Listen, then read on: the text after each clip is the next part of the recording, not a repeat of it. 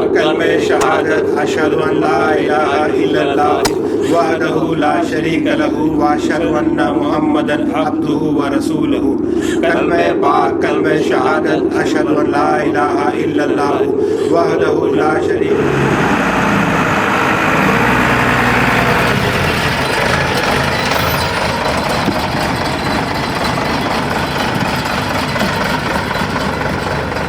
कलमे पाक कलमे शहादत अशहदु अन ला इलाहा इल्लल्लाह वहदहु ला शरीका लहू व अशहदु अन्ना मुहम्मदन अब्दुहु व रसूलुहु।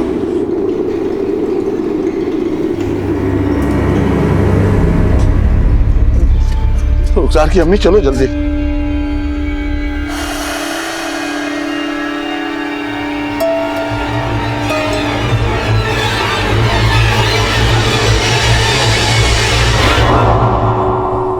हमारे बेटे रुखसार कहाँ है? जनाजा तो कब का उठ चुका है रुखसार का।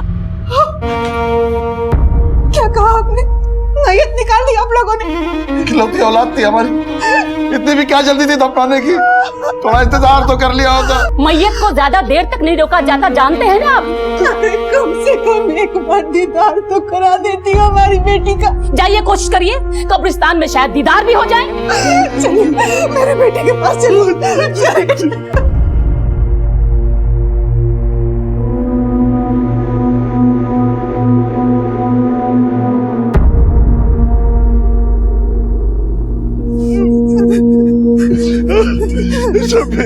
मार दिया मेरी बच्ची को, दफना दिया उसे।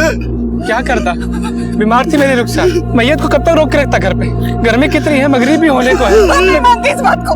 हमारी बच्ची इतनी बीमार नहीं थी कि मर जाए। हम मामले के तह तक जाएंगे।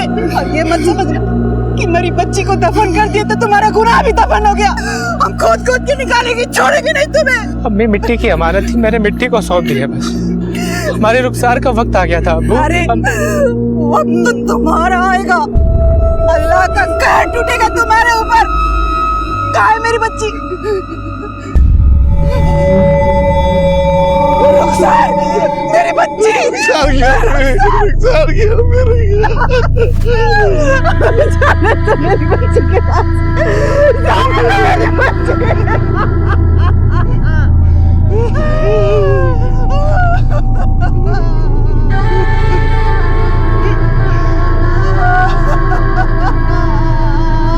मेरी बच्ची रुखसार। अम्मी, अल्लाह, क्या हुआ बेटी? इतनी गर्मी है अम्मी, पानी दो ना। हाँ हाँ बिलाई।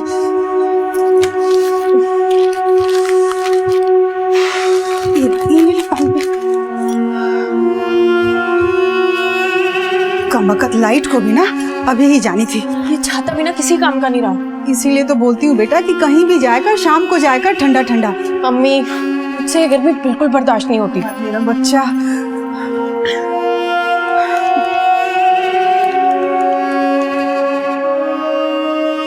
अम्मी, क्या हुआ? आप हमारा कितना ख्याल रखती हैं ना, फिर हमें अपने आप से दूर क्यों कर रही हैं? अरे बेटा, हर माँ बाप का फर्ज होता है कि इज्जत से बेटी को ब्याह दे। और फिर कोई दूर थोड़ी जा रही है, तो बिल्कुल पास में जा रही है। बस एक आवाज लगाना, हम आ जाएंगे। आएंगे ना जब हम बुलाएंगे। अरे मेरी बच्ची को कोई लाके दो। या अल्लाह, मेरी बच्ची को तकलीफ बर्दाश्त नहीं होती।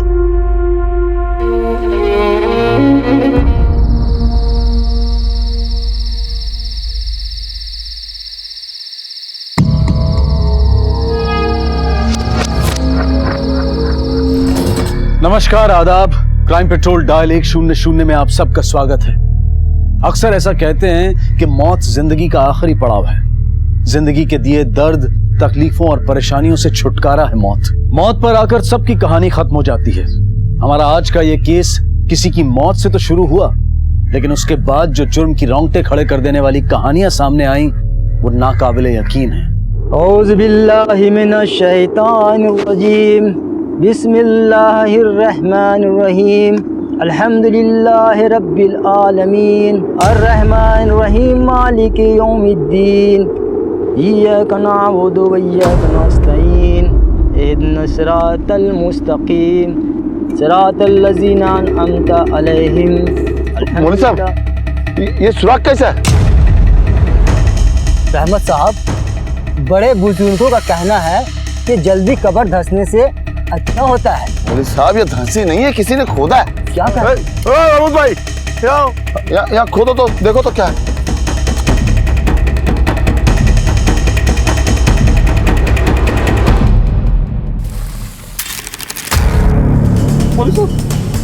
अरे लाश कहाँ गायब हो गई इस कब्र से? क्या कहा आपने? कोई कब्र खोद के लाश निकाल के ले गया? कल ही हमारी बेटी रुखसार की मौत हुई थी और उसे गांव के कब्रिस्तान में दफन किया गया। आज सुबह जब हम जियारत के लिए कब्रिस्तान पहुंचे तो रुखसार की लाश ही गायब थी। कब और कैसे मौत हुई आपकी बेटी की? उसके ससुराल वाले उसकी मौत की वजह उसकी बीमारी बताते हैं, बीमार थी मेरी रुखसार। लेकिन मुझे यकीन नहीं है साहब। आपको शक है कि वो लोग झूठ बोल रहे हैं? साहब, मुझे शक ही नहीं, पूरा यकीन है वो लोग झूठ बोल रहे हैं। कल हमारे वहां पहुंचने से पहले उन्होंने रुखसार को दफना दिया। एक ही बेटी थी साहब, आखिरी दीदार भी नसीब नहीं हुआ उसका। जरूर उन्होंने कुछ किया है उसके साथ। इस शक की कोई वजह है आपके पास? साहब, खुद आंखों देखी बात है। आप फिक्र मत कीजिए, हम चलते हैं आपके साथ।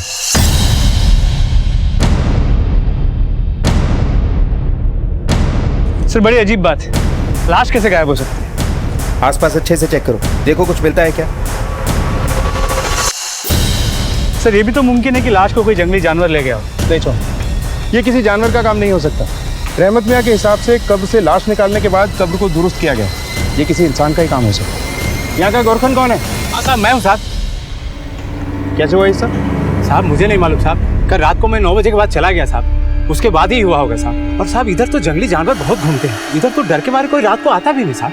सर, आसपास अच्छे से चेक किया, कुछ नहीं मिला। कब्रिस्तान गांव से काफी दूर है, इसके लिए आसपास कोई मकान नहीं है, और सीसीटीवी का तो सवाल ही पैदा नहीं होता। साहब, मेरी बेटी।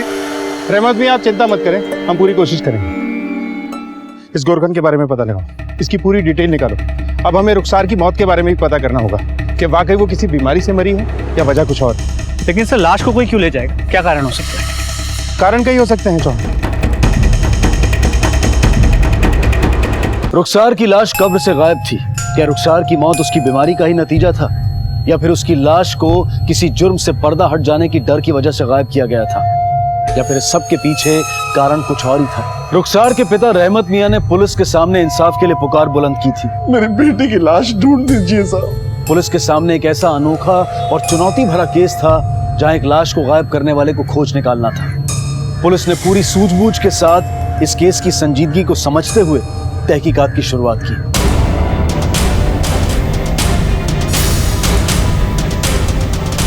सर, हुआ क्या ये तो बताइए। क्या हुआ?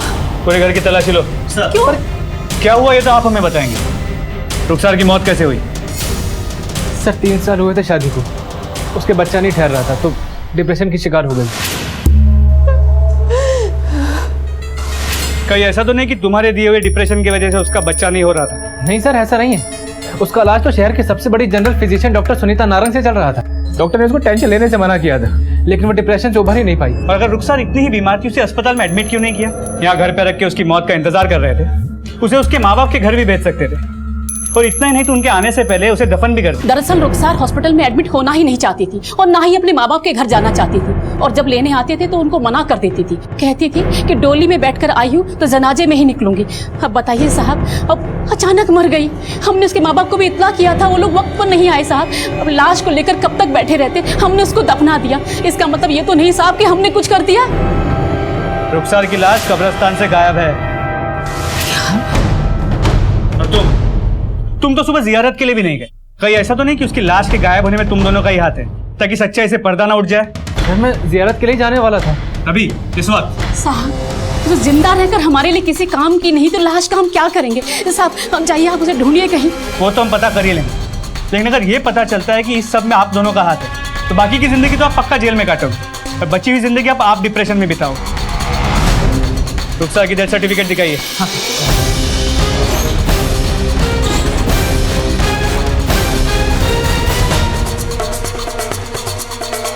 सर, अंदर से दवा मिली।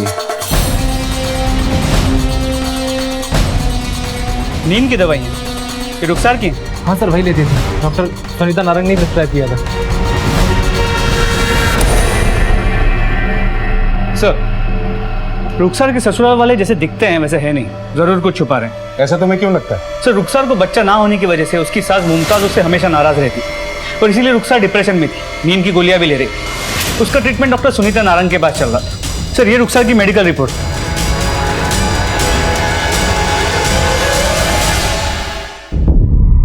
जी हाँ, ये दवाई मैंने लिखी थी रुखसार के लिए, क्योंकि डिप्रेशन के शिकार व्यक्ति के लिए ये दवाई बहुत ज़रूरी है। इनसे उनके दिमाग की सोच और डिप्रेशन से बाहर निकलने में मदद मिलती है। मौत की वजह क्या थी? सर, वो अपनी ज़िंदगी में खुश नहीं थी, बीमार रहती थी, काफ़ी कमज़ोर भी हो गई थी, वक्त पे दवाई और खाना नहीं खाती थी। कार्डियक अरेस्ट से बिल्कुल नेचुरल डेथ थी। ये डेथ सर्टिफिकेट आप ही ने इशू किया है? जी हाँ। डॉक्टर, इसकी डेथ तो नेचुरल थी, लेकिन इसकी लाश के साथ अननेचुरल हुआ है। कब्र में से इसकी लाश निकाल ली गई। सॉरी सर, मैं इसके बारे में और कुछ नहीं जानती। सर, ये भी तो मुमकिन है कि ये डॉक्टर शब्बीर से मिली हुई है, क्योंकि लाश तो अब भी गायब। इस डॉक्टर पे नजर रखो और शब्बीर और मुमताज के साथ इसके फोन रिकॉर्ड्स भी चेक करो और देखो कि कब्रिस्तान में इनमें से किसी का फोन लोकेट होता है क्या। सर। अब्बू, हम लोग कॉलेज जा रहे हैं। मगरिब से पहले आ जाना, स्कूटर संभाल के चलाना। हाँ जी अब्बू। जाओ। अरे रुको, टिफिन तो लेते हुए जाओ।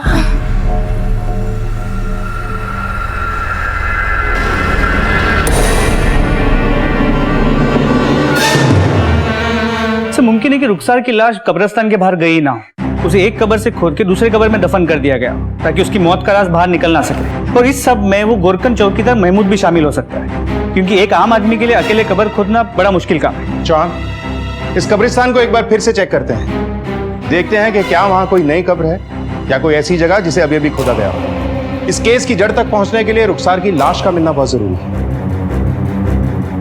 ये कब्र किसकी है? सर, यहाँ किसी बुढ़े को दफनाया गया था उसी दिन जिस दिन उस औरत को दफनाया गया था। पता नहीं कौन है, याद नहीं। अपने हाथों से दफनाता है और याद नहीं कि किसकी है? सर, दफनाने के बाद तो सगे संबंधी भूल जाते हैं, मैं याद रख के क्या करूंगा, लेकिन रजिस्टर में है सर, मैं देख के बताऊंगा।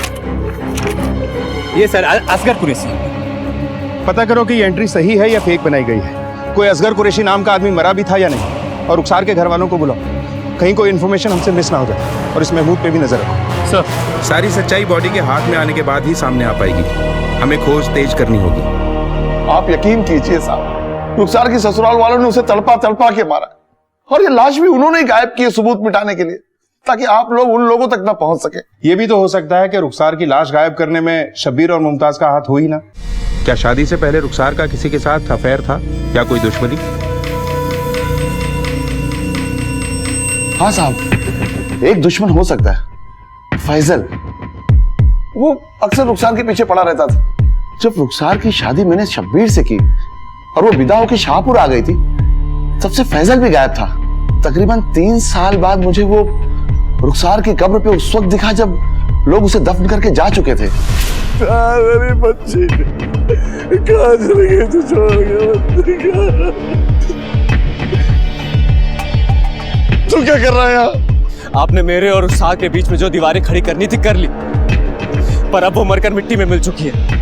अब उस पर मेरा बराबर का हक है। अब ना तो आपकी नाराजगी मुझे रोक सकती है और ना ही रुखसार की कस्में। रहमत जी, ये फैसल के बारे में जरा खुल के बताइए।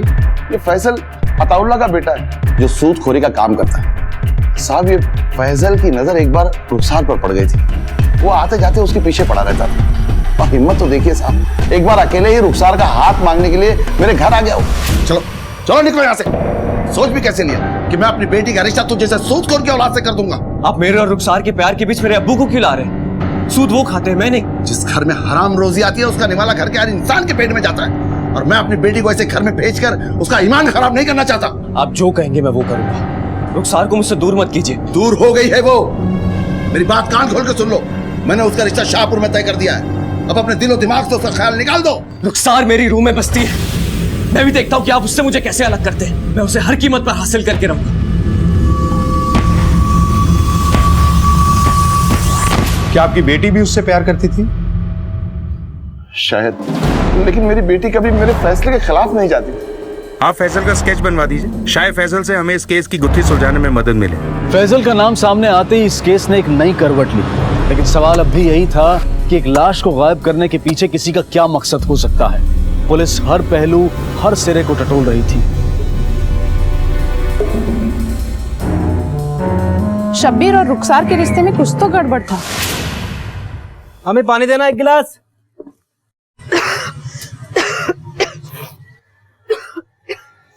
नहीं पिया तुझ जैसे गुनहगार के हाथ से पानी मुझे। तुम जैसी बद किरदार को अपना के पछता रहा हूं।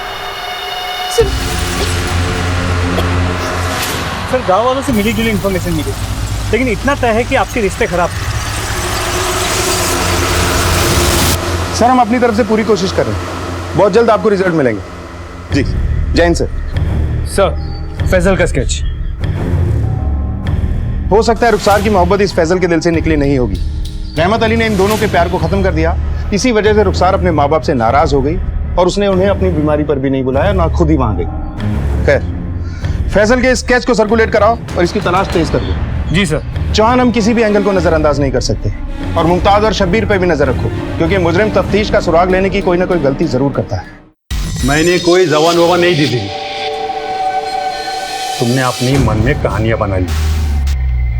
देखो जाकिर मियां, सबसे पहली बात तो यह है कि मेरी बेटियां पढ़ाई पूरी करेगी, और रही बात शादी की तो भूल जाओ, क्योंकि मेरी बेटियां शादी के लिए तैयार नहीं है।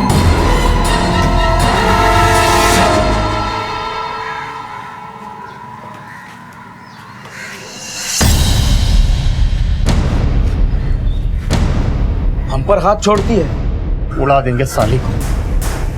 डॉक्टर बनना चाहती है ना, देखता हूँ कैसे बनती डॉक्टर। जी साहब, इस आदमी को मैंने शब्बीर के घर के आसपास ही नहीं बल्कि उसकी बीवी रुखसार को मिलते हुए भी देखा है। ये आदमी तो काफी दिनों से इसी गांव में रहता है और शब्बीर के घर के आसपास ही दिखाई देता है। हाँ साहब, फैजल का घर तो पीछे वाली गली में है, वहां पर।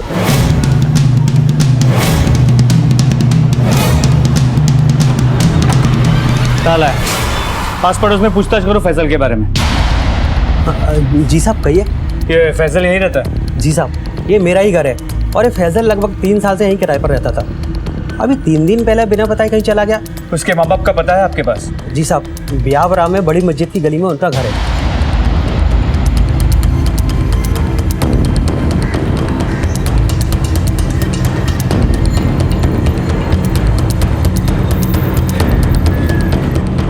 एक मिनट, ये फैजल के माँ बाप यही रहते हैं ना? सर 2 दिन से कहीं गए हैं, हमें कुछ बताया नहीं। चलो पांडे, एक खबरी को इनके घर पे नजर रखने को बोलो। कोई भी इंफॉर्मेशन मिलती है हमें अपडेट करने के लिए बोलो। इस फैजल का मिलना हमारे लिए बहुत जरूरी है।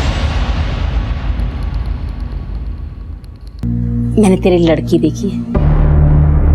सर हमें शब्बीर, मुमताज और महमूद से अब तक कुछ नहीं मिला और फैजल भी कहीं नजर नहीं आता। हमने सभी जगहों पे हमारी खबरी फैलाए हुए हैं। चौहान मुजरिम दौड़ते दौड़ते ये सोचने लगता है कि वो बहुत दूर निकला है और लापरवाह हो जाता है और कोई ना कोई ऐसी गलती कर बैठता है कि सीधा कानून के शिकंजे में होता है। सर एक मिनट। हेलो, ठीक है हम अभी आते हैं।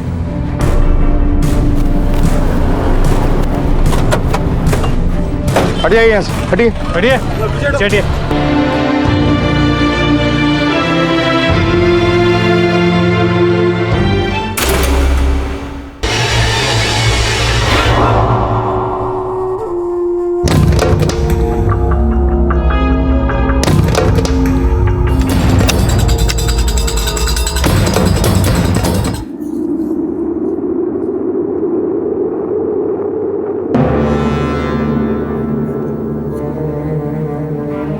कवर किसने खोदा?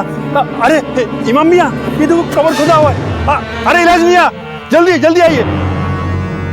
क्या हुआ? देखो जरा। अरे मियां, जंगली जानवरों ने खोद दिया होगा। अरे नहीं मियां, तो आप एक काम कीजिए, इसे खोदिए।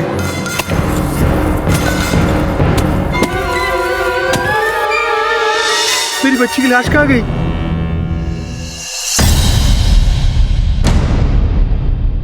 इंस्पेक्टर साहब, मेरे बच्चे। आसपास सर्च करो। सर हम ही गोरखान है साहब इस कब्रिस्तान के। हमारा नाम इलियास है साहब। कहाँ रहते हो? यही पीछे हमारा घर है साहब। अपनी बीवी बिल्किस के साथ रहते हैं साहब। इतनी पास रहते हो फिर भी ये सब कुछ हो गया? रात के 12 बजे तक तो हम जाग रहे थे साहब, तब तो सब ठीक था। सर ये पत्थर मिला, खून लगा हुआ। मतलब जरूर यहाँ कुछ हुआ है। पांडे, इस पत्थर को फॉरेंसिक लैब में जांच के लिए भेजो। सर इस केस से जुड़े सभी लोगों के ब्लड सैंपल्स लो। सर, इंस्पेक्टर साहब, मेरी बच्ची नसीम। आप चिंता मत कीजिए, बहुत जल्द हम इस केस की जड़ तक होंगे। शाहपुर से रुखसार की लाश का गायब होना और यहाँ से इस लड़की नसीम की लाश का गायब होना, मुझे लगता है इन दोनों के बीच में कोई ना कोई कनेक्शन जरूर है। कब्रिस्तान से हुई एक और लाश की चोरी ने इस केस का रुख ही पलट दिया। कई सवाल उठ खड़े हुए। रुखसार की लाश गायब होने की वजह तलाशती पुलिस के सामने अब एक और सनसनीखेज मामला आ गया था। क्या रुखसार और नसीम के बीच कोई रिश्ता था? क्या इन दोनों की लाशों के गायब होने का आपस में कोई ताल्लुक था? लाशों के गायब होने से लोगों में बेचैनी बढ़ गई थी और पुलिस अपनी जिम्मेदारी को पूरी ईमानदारी से निभा रही थी।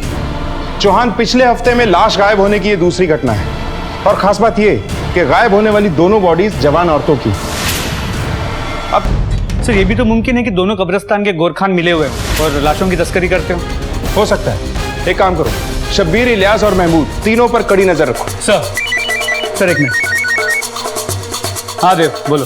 साहब फैजल का पता चल गया है, वो कपिल नगर में है। सर फैजल का पता चल गया है। उठा के लाओ इस मजनू को। सर अरे साहब कहाँ लेके जा रहे हैं? अरे कहाँ लेके जा रहे हैं मेरे बेटे को? सर मैंने कुछ नहीं किया सर।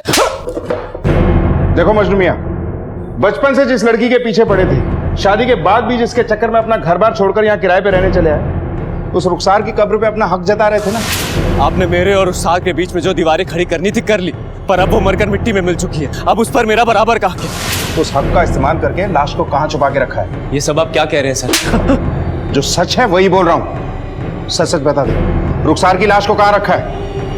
हमें रहमत मियां ने बता दिया है कि रुखसार की लाश गायब होने से पहले आखिरी बार तुझे कब्र पे देखा गया था। हाँ सर, मैं उसकी कब्र पर गया था और आखिरी बार उसका चेहरा भी देखना चाहता था, पर रहमत मियां वहां पर होंगे और मुझे देखकर चिढ़ जाएंगे, इस वजह से मैं कब्रिस्तान के बाहर ही घूम रहा था। और जब लोग दफना के चले गए तब मैं उसकी कब्र पर फातिया पढ़ने पहुंचा। कब से जानता है रुखसार को? कई साल हो गए सर। रुखसार पहली नजर में मेरी रूह में समा गई थी। वो भी मुझे पसंद करने लगी थी। मुझे पसंद करने के बावजूद वो शादी के लिए अपने अब्बा की मंजूरी चाहती थी, जो कि हमें नहीं मिली। और जब जीते जी उसे हासिल नहीं कर सका तो उसे कब्र से निकाल दिया। सर मैं लाश का क्या करूंगा? तू तो उसे हर कीमत पे हासिल करना चाहता था ना। रुखसार मेरी रूह में बसती है। मैं भी देखता हूँ कि आप उससे मुझे कैसे अलग करते हैं। मैं उसे हर कीमत पर हासिल करके रहूं। हाँ सर, ये सच है कि मैंने उनको चैलेंज किया था, पर उस चैलेंज को तो रुखसार ने कोने से सुन भी लिया था और उसके बाद रुखसार मुझसे मिलने भी आई थी। फैजल मेरी बात तो सुनो। हमने अब्बा को मनाने की बहुत कोशिश की। फैजल अब्बा जुबान दे चुके हैं और आप अब्बा के खिलाफ नहीं जा सकते। बेहतर यही होगा कि आप हमें भूल जाएं। रहमत मियां है सर उसकी मौत के जिम्मेदार। उसकी शादी उस शब्बीर से करवा दी और उसे मुझसे दूर कर दिया। मैं उसके बगैर रह नहीं पा रहा था सर, इसलिए मैंने तय किया कि मैं यहाँ आ जाऊंगा और यहीं रह गया। उसकी सास मुमताज ने बच्चे को लेकर उसका जीना हराम कर दिया था सर। उस तनाव में उसकी तबीयत भी खराब हो गई और ये सब मुझसे देखा नहीं गया, इसलिए एक दिन मैंने उसका रास्ता रोक दिया। रुखसार, बात को समझने की कोशिश करो। ये क्या हाल बना रखा है? देखो दवाइयाँ क्या करेंगे? सर मैं तुम्हारे बिना रह नहीं पा रहा हूँ, प्लीज वापस आ जाओ मेरे पास। अच्छा तो ये गुल खिलाड़ी मेरे पीठ पीछे थी। अब समझ में आ रहा है तेरी बीमारी का कारण और तेरे बच्चा ना होने का कारण। शबीर ऐसा कुछ भी नहीं है जैसा तुम सोच रहे हो। फैजल मुझे जानता है, लेकिन हमारा कोई बुरा ताल्लुक नहीं है। ये हमारे घर रिश्ता लेकर आया था, लेकिन अब्बा ने मना कर दिया था और तब से सब खत्म है। अब तो सब शुरू होगा। तेरे अब्बा को तो जमात में बिठाऊंगा मैं, देखिए। मैं उसकी जिंदगी बर्बाद नहीं करना चाहता था सर, कभी नहीं। लेकिन उस दिन के बाद से उसके शौहर ने उसका जीना आराम कर दिया होगा और वो बेचारी घुट घुट कर मर गई। तेरी कहानी में कितनी सच्चाई है और कितनी मिलावट, ये तो हम पता लगा ही लेंगे। खैर ये बता, लड़कियों को जानता है? नहीं सर। जब तक तेरी ये कहानी सच साबित नहीं हो जाती इस गांव को छोड़कर कहीं मत जाना।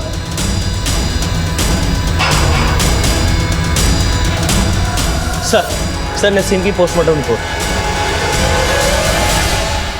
इसका मतलब ये महज एक्सीडेंट ना होते हुए एक मर्डर भी हो सकता है। चौहान, एक्सीडेंट की असली वजह जरीन हमें बता सकती है। हमारे लिए जरीन का होश में आना बहुत जरूरी है। जो भी हमारे शक के दायरे में है सब पे नजर रखो, मुमताज और शब्बीर पे भी। सॉरी सर, जरीन अभी भी बयान देने की हालत में नहीं है। उसकी हालत बहुत ही खराब है, आगे कुछ बोल नहीं सकते। देखिए ये महज एक हासन है, कोई कत्ल की साजिश भी हो सकती है। आपकी बेटियों की किसी से कोई दुश्मनी थी? इंस्पेक्टर साहब वो तो हमें नहीं पता, पर मेरा दोस्त जाकिर अपने गवार बेटे इरफान को लेकर मेरे घर आए थे रिश्ता मांगने के लिए। मैंने मना कर दिया था, बात बहुत आगे बढ़ गई और मेरी बेटी नसीम ने उसे थप्पड़ मार दिया था।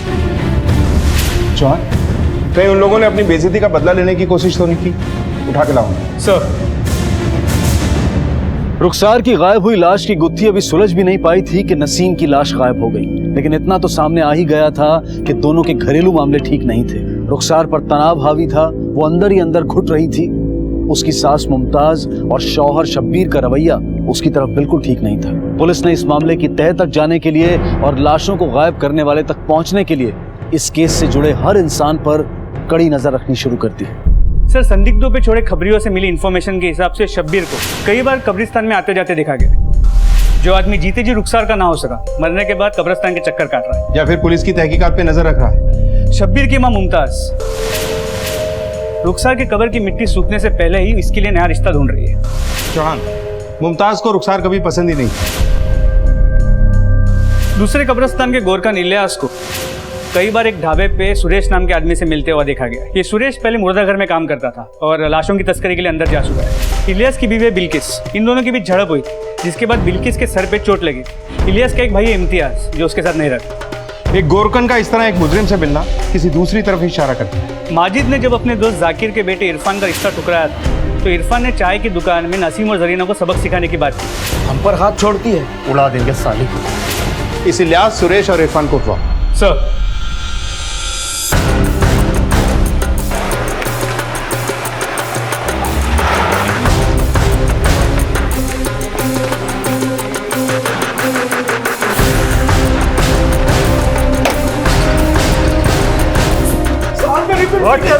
मैंने नहीं किया था। बता, कहाँ गायब की लाशें? क्या किया उनके साथ? सजा काटने के बाद तो मैंने उसका धंधा छोड़ दिया साहब। फिर हमें देख के भागा क्यों? जेल से छूटने के बाद मुझे कोई काम नहीं दे रहा था, इसलिए मैंने सट्टे का धंधा शुरू कर दिया साहब। सच बता। मैंने कुछ नहीं किया साहब, मुझे माफ कर दो। इसका ब्लड सैंपल ले लो। मैं सट्टा लगाने जाता था साहब। ठीक, सच सच बता दे वरना तेरे लिए ठीक नहीं होगा। मैं सच कह रहा हूँ साहब। साहब, इसकी बीवी भी गायब है। कहाँ है तेरी बीवी? क्या किया उसके साथ? मार दिया उसे भी? नहीं साहब, सट्टे को लेकर उसका और मेरा झगड़ा हुआ था साहब, तो मैंने उसे मारा था, तो वो अपनी अम्मी के पास चले गई गुस्से में साहब। कहाँ रहती हो? एड्रेस बता उसका, ब्लड सैंपल लो इसका। सर, उसे नसीम ने सबके सामने मुझे थप्पड़ मार दिया था। वो बेइज्जती मुझसे बर्दाश्त नहीं हुई, इसीलिए मैंने उस दिन उसको धमकी दे दी। सर, हम लोग बहुत सीधे साधे लोग हैं सर। सर, हम लोग तो बस खेती बाड़ी करते हैं सर, हम किसान लोग हैं। और उस रात तो हम लोग हमारे खेत पर ही थे, चाहे तो आप पता कर लो किसी से भी। ब्लड सैंपल्स लो इन दोनों के। साहब, क्या हुआ, कुछ पता चला रुखसार का? साहब, और मेरी बच्ची नसीम का कुछ पता चला? देखिए माजिद जी और रहमत जी, हम अपनी तरफ से पूरी कोशिश कर रहे हैं। बहुत जल्द इस घिनौने अपराध का पर्दाफाश हो जाएगा। फिलहाल आप जाइए, जैसे ही कुछ पता चलेगा आपको इत्तला करेंगे। सर, इलियास की बीवी बिल्किस को ले आई है। हाँ साहब, मेरे शौहर ने ही मुझे चोटें दी हैं। कहाँ हुआ था ये झगड़ा? घर में ही साहब। हमें नसीम की कब्र के पास तुम्हारे खून के निशान मिले। हमें गुमराह करने की कोशिश मत करो, जो भी सच है बता दो। साहब, मैंने आपको सब कुछ सच सच बताया है। कब्र के पास जिसका भी खून है, मुझे नहीं पता वो किसका है। ठीक है, पता चल जाएगा। इनके ब्लड सैंपल्स लो। सर, अस्पताल से फोन आया था, नसीम की बहन जरीना ने दम तोड़ दिया। इस लड़की से बड़ी उम्मीद थी। खैर, फैजल, इरफान, शब्बीर, इलियास, बिल्किस और महमूद, इन सब के ब्लड सैंपल्स को लैब में भेजो और तुरंत रिपोर्ट मंगवाओ। सर, हमारा शक सही निकला। पत्थर पे लगा हुआ खून सभी सस्पेक्ट्स में से एक से मैच करता है, और वो है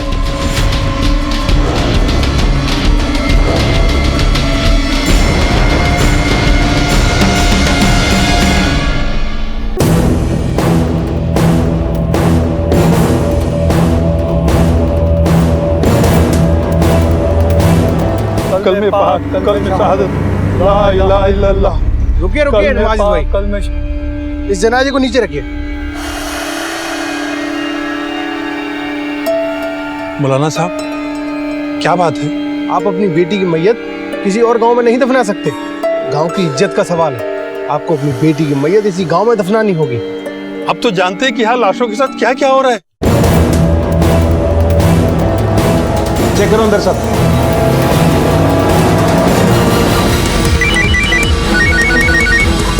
हेलो, क्या? ठीक है, हम अभी आते हैं। सर, गांव में जरीना को दफनाने को लेकर हंगामा हुआ है। चलो।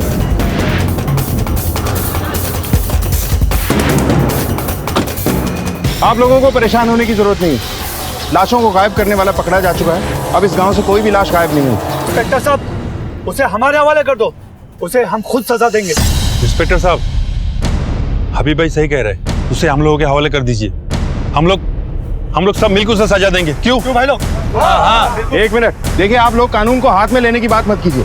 कानून पे भरोसा रखिए। रुखसार और नसीम की लाश को गायब करने वाले का चेहरा बहुत जल्द आप लोगों की आंखों के सामने होगा।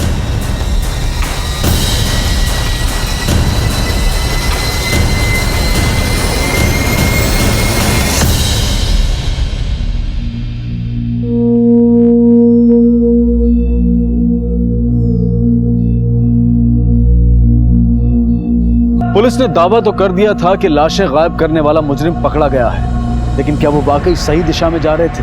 क्या इतना संगीन जुर्म करने वाला मुजरिम उनके हाथ लग चुका था? आने वाली सुबह क्या पैगाम लेकर आएगी, ये कोई नहीं जानता था।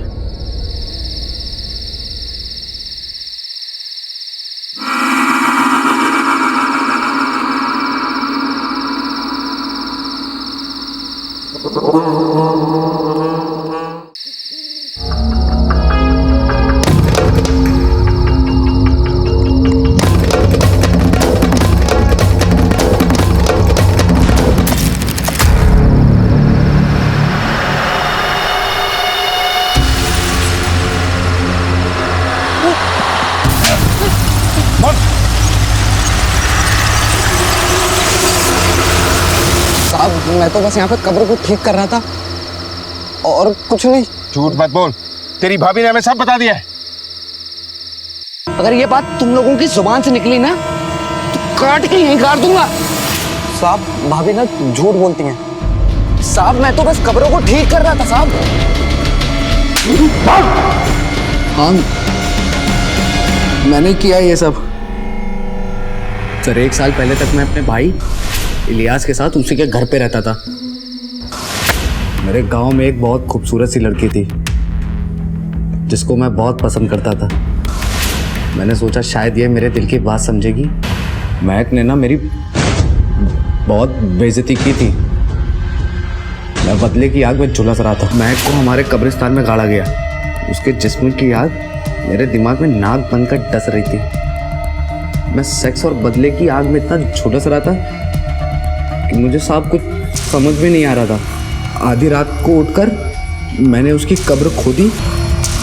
सर, उसके बाद से मुझे लाशों के साथ ये सब करने में बहुत मज़ा आने लगा। साहब, मुझे ना मुर्दा जिस्मों का शौक़ हो गया था। और ना जाने सर कितनी मुर्दा लड़कियों के जिस्म मेरी ज़िंदगी में आए और गए। मतलब नसीम की बॉडी को भी तूने ही गायब किया था? उसे मारा भी तूने ही था? हाँ साहब, बहुत दिन हो गए थे, कोई नई लाश हाथ ही नहीं लगी थी। वो होंगे जेल के अंदर और मैं उन लड़कियों के साथ, उनके मुर्दे जिस्म के साथ मजे करूंगा दूर जंगल में। तू जैसे दरिंदे को इस दुनिया में जीने का कोई हक नहीं है।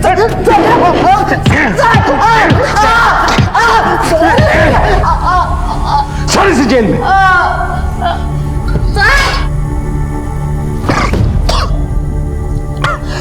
रुखसार की मौत इसी सोच का नतीजा थी कि लड़की डोली में ससुराल जाए और वहां से जनाजे में ही बाहर निकले। रुखसार हर उतार चढ़ाव को, हर ऊंच नीच को अपने ही बलबूते पर सहन करती रही। हर मुश्किल का हल खुद ही निकालती रही और अंजाम उसकी बीमारी और उसकी मौत की शक्ल में सामने आया। अगर माँ बाप ने खुलकर ससुराल वालों से बात की होती या रुखसार ने अपने दिल की बात अपने माता पिता को बताई होती तो शायद कोई बेहतर नतीजा निकल सकता था। मुमताज ने अगर अपनी बहू को ताने मारने और कोसने की बजाय उसके इलाज पर ध्यान दिया होता तो शायद आज रुखसार जिंदा होती। इम्तियाज ने अपने कायरतापूर्ण जुर्म को कबूल करते हुए कई और लाशों को चोरी करने का खुलासा किया।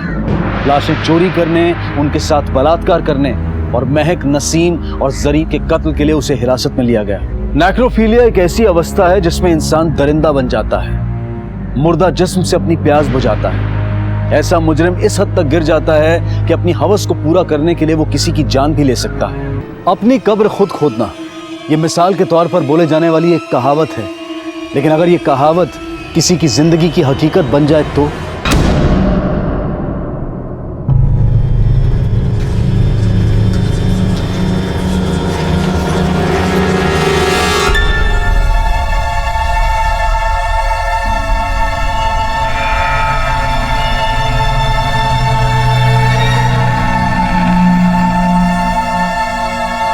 ढूंढिए शादी को, कहीं से भी ढूंढिए, हमारे बेटे को लेकर आइए। हम करते कुछ करते रोना हम करते भाई सारा मोहल्ला छान मारा पर सादिक का कहीं नहीं पता चला। अरे फिर एक बार स्कूल में जाके देख ले। भाईजान स्कूल में हम 2-2 बार देख लिए हैं, हमको तो लगता है स्कूल से आते हुए रास्ते में गायब हो गया। अरे गायब तो तेरे अकल के सिंह हो गए जो ये लापरवाही की तूने।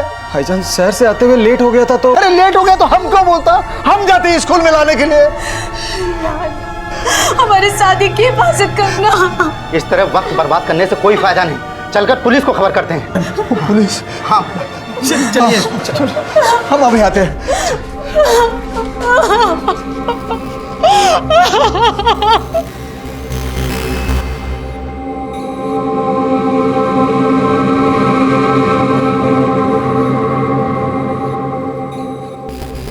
क्या नाम है बच्चे का?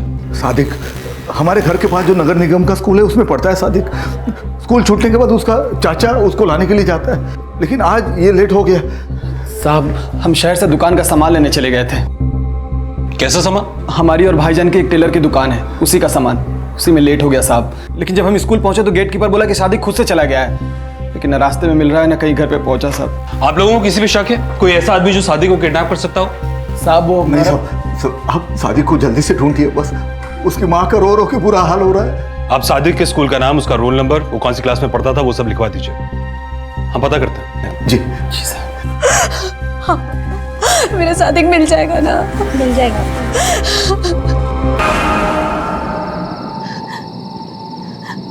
कहाँ है हमारा सादिक?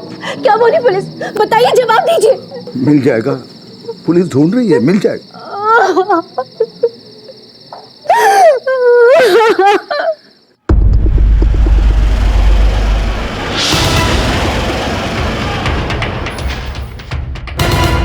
मैं टीचर और स्टूडेंट से मिलता हूँ, तुम बाहर रेडियो वाले से पूछताछ करो। सर।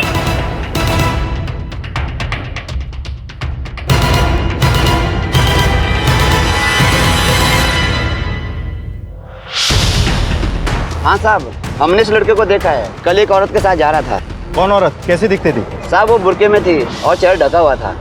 अंकल एक सोडा देना। अच्छा बेटा।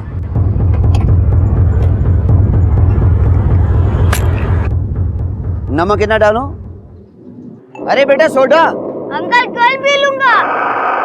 कितने बजे की बात है ये? छुट्टी के बाद की साहब, जब वो लड़का सोडा लेने आया। तुमने कुछ नोटिस किया? क्या वो औरत जबरन उस बच्चे को ले जा रही थी? नहीं साहब, ऐसा कुछ नहीं लग रहा था। ये लड़का खुद उस औरत के साथ जा रहा था। सादिक अगर उस औरत के साथ अपनी मर्जी से गया तो इसका मतलब सादिक उस औरत को अच्छी तरह से जानता था। एक काम करो, सादिक के पेरेंट्स और उसके चाचा, इन सब के कॉल रिकॉर्ड्स को एक बार दोबारा देखो। चेक करो कि कोई ऐसा नंबर है जो कि सादिक की स्कूल की लोकेशन से मैच करता है। सर।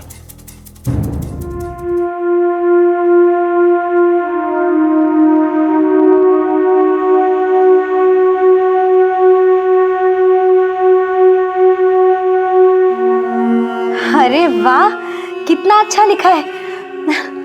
सुनिए ना, देखिए सादिक ने कितना अच्छा लिखा है, पढ़िए ना। अरे ये तो अंग्रेजी में है। अरे हमारे वालिद ने हमें मदरसे में भेजा था, स्कूल में नहीं भेजा था। तो मदरसे में जो सीखा वो सीखा। लेकिन बेटा तुम मोहसिन जैसा बिल्कुल मत बनना। अरे इतना जो अंग्रेजी लिखा है तो बोलना भी तो जानते हो ना।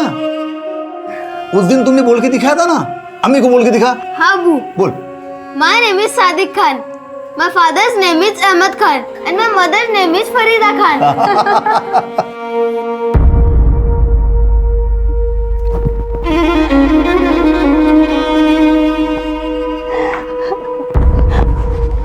सादिक का कुछ पता चला? हाँ बोलिए ना। आप मोहसिन से क्यों नहीं पूछते? नाम मत लो उस निकम्मे का। गया था उसकी गैराज पे, सादिक नहीं वहां पर। एक बेटे को तो अपनी जिंदगी से दूर कर ही चुके हैं, पता नहीं सादिक किस हाल में होगा।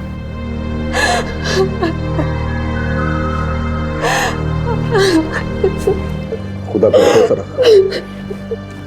पुलिस ढूंढ रही है ना सादिक को। मिल जाएगा सादिक, मिल जाएगा।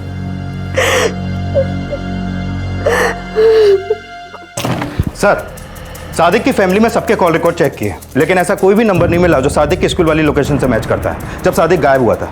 लेकिन सर, सादिक के चाचा तौफीक के कॉल रिकॉर्ड में एक ऐसा नंबर है जो सादिक की स्कूल वाली लोकेशन से मैच करता है, और ये नंबर शमीना के नाम पे रजिस्टर्ड है। ये शमीना कौन है? सर, ये तो नहीं पता चल पाया, लेकिन कॉल रिकॉर्ड के मुताबिक शमीना और तौफीक के नंबर पिछले दोनों अक्सर सादिक के स्कूल वाली लोकेशन पे थे।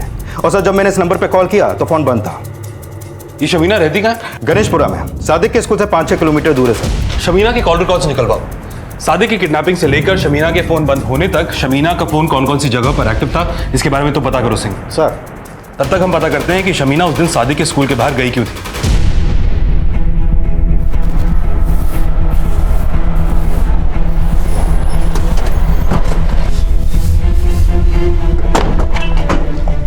शमीना ये रहती है? जी साहब, बात क्या है? बुलाइए, उससे कुछ बात करनी है। वो तो घर पर नहीं है, कॉलेज वाले उसे घुमाने ले गए। कब गई थी घूमने? कल दोपहर को। उसके कॉलेज का नाम बताइए। यूसुफ रहमान कॉलेज। पर सब बात क्या है? हाँ बोलो रॉबर्ट। सर, शमीना के कॉलेज में पूछताछ की, कॉलेज का कोई भी स्टूडेंट किसी भी ट्रिप पे नहीं गया, और सादिक की किडनैपिंग के एक दिन पहले से शमीना कॉलेज ही नहीं आई। मतलब शमीना इसलिए गायब है क्योंकि उसने सादिक को किडनैप किया होगा, और तौफीक शमीना के टच में था। कहीं ऐसा तो नहीं कि ये तौफीक, सादिक का चाचा, इसका इस किडनैपिंग में कोई हाथ है? अरे तौफीक, बड़े मास्टर जी कहीं दिखाई नहीं दे रहे। भाईजान का बेटा लापता हो गया ना भाभी, इसलिए नहीं आ रहे हैं। ठीक है, चलती हूँ। जी। Hello sub inspector Sunil Rawat बोल रहे हैं, पुलिस स्टेशन आ जाओ। सादिक मिल गया क्या साहब? पहले थाने तो पहुंचो, फिर बात करते हैं। अच्छा ठीक है, हम भाईजान को लेके अभी पहुंचते हैं। भाईजान यहीं पर है। अब तुम आ रहे हो या फिर हम लेने आए? आ रहे हैं साहब। नहीं साहब, वैसे तो तौफीक में कोई ऐब नहीं है, बस काम का थोड़ा निकम्मा है। लेकिन तौफीक के बारे में आप क्यों पूछ रहे हो? हमारे बेटे सादिक का कुछ पता चला? उसी को ढूंढने की कोशिश कर रहे हैं। ये तौफीक, ये सादिक को किडनैप कर सकता है? तौफीक? हमें शक है तौफीक पर। क्या आपके और तौफीक के बीच में कोई ऐसा मामला है जिसकी वजह से उसने सादिक को किडनैप किया हो? कोई लड़ाई झगड़ा, कोई मतभेद, कोई प्रॉपर्टी का डिस्प्यूट? क्या आपके और तौफीक के बीच में कोई ऐसा मामला है जिसकी वजह से उसने सादिक को किडनैप किया हो? कोई लड़ाई झगड़ा, कोई मतभेद, कोई प्रॉपर्टी का डिस्प्यूट? नहीं साहब, ऐसा तो कोई मामला नहीं है, लेकिन एक दो बार दुकान के पैसों में घपला किया था उसने, हमने डांटा था उसको। भाईजान को हम पर बेकार में गलतफहमी हो गई थी साहब, हमारी नीयत में कोई खोट नहीं है। क्या पता, हो सकता है सादिक को किडनैप करके तुम अपने भाई से घर और दुकान में हिस्सा मांगना चाहते हो। अरे ये क्या बोल रहे हैं साहब, हमने सादिक को अगवा नहीं किया है। किया नहीं तो करवाया होगा शमीना से। क्यों? शमीना?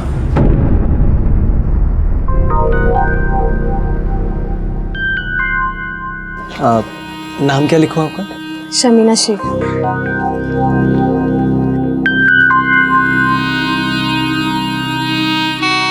शमीना जी, जी बैठ।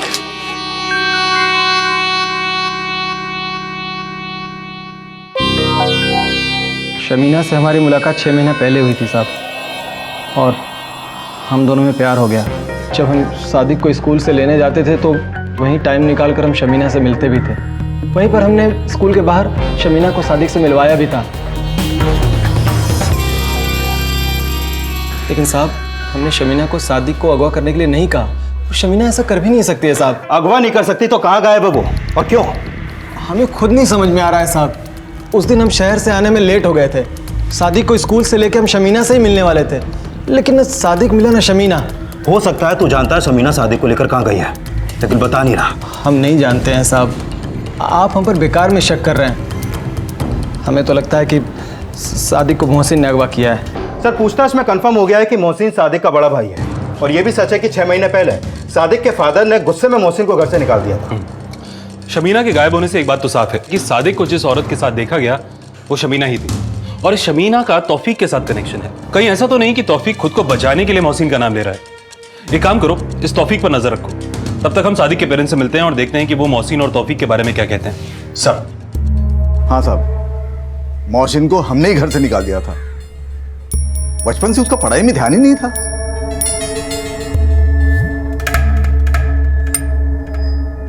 उसको टेलरिंग सिखा दिया था ताकि कुछ कमा पाए, लेकिन वो तो बिल्कुल निकम्मा है।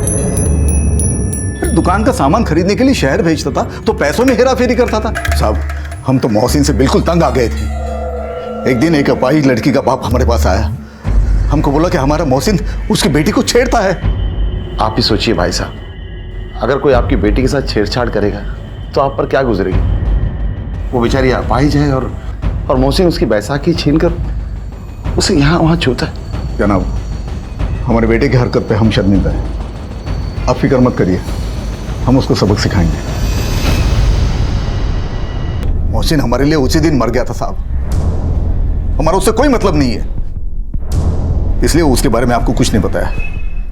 मगर आपका भाई तौफीक यानी कि सादिक का चाचा, वो तो कह रहा था कि सादिक को किडनैप मोहसिन नहीं किया होगा। मोहसिन ने? वो सादिक को क्यों किडनैप करेगा भला? ये तो अब आप हमें बताएंगे। मोहसिन भले ही बिगड़ा हुआ और आवारा लड़का था, लेकिन वो सादिक को कभी कोई नुकसान नहीं पहुंचा सकता। दोनों भाई एक दूसरे को दिलो जान से चाहते थे साहब। मोहसिन तो बीच बीच में सादिक को मिलने भी आया करता था, लेकिन हम उसको सादिक को मिलने नहीं देते थे, क्योंकि हम ये चाहते थे कि मोहसिन की बुरी आदतों का असर सादिक पर ना पड़े। ये देखो हम तुम्हारे लिए क्या लाए हैं, तुम्हें पसंद है ना? कुछ भी देने की कोई जरूरत नहीं है। तुम यहाँ पे क्यों आए? चलो निकल यहाँ से, निकल यहाँ से। और हम पक्का यकीन से बोल रहे साहब, मोहसिन सादिक को गायब करके अपनी अम्मी को कभी तकलीफ नहीं पहुंचाएगा। मोहसिन जानता है साहब, उसकी अम्मी सादिक से जितना प्यार करती है उतना ही उससे करती है। हम इन्हें कब से बोलते आ रहे हैं साहब कि मोहसिन को माफ करके घर ले आइए, लेकिन ये हमारी बात कभी सुनते ही नहीं। साहब, हमारा एक बेटा तो दूर था ही, अब हमारे दूसरे बेटे सादिक को वापस ले आइए। हम उससे दूर नहीं रह सकते। ये मोहसिन आजकल रहता कहाँ है? गणेशपुरा में किराए पे रहता है। ये शमीना रहती कहाँ है? गणेशपुरा में। सादिक के स्कूल से 5-6 किलोमीटर दूर है सर। नंबर दीजिए उसका। 400। आप जिस नंबर को डायल कर रहे हैं वो इस समय स्विच ऑफ है। सर फोन बंद है। बंद है? ये गणेशपुरा में मोहसिन रहता कहाँ है?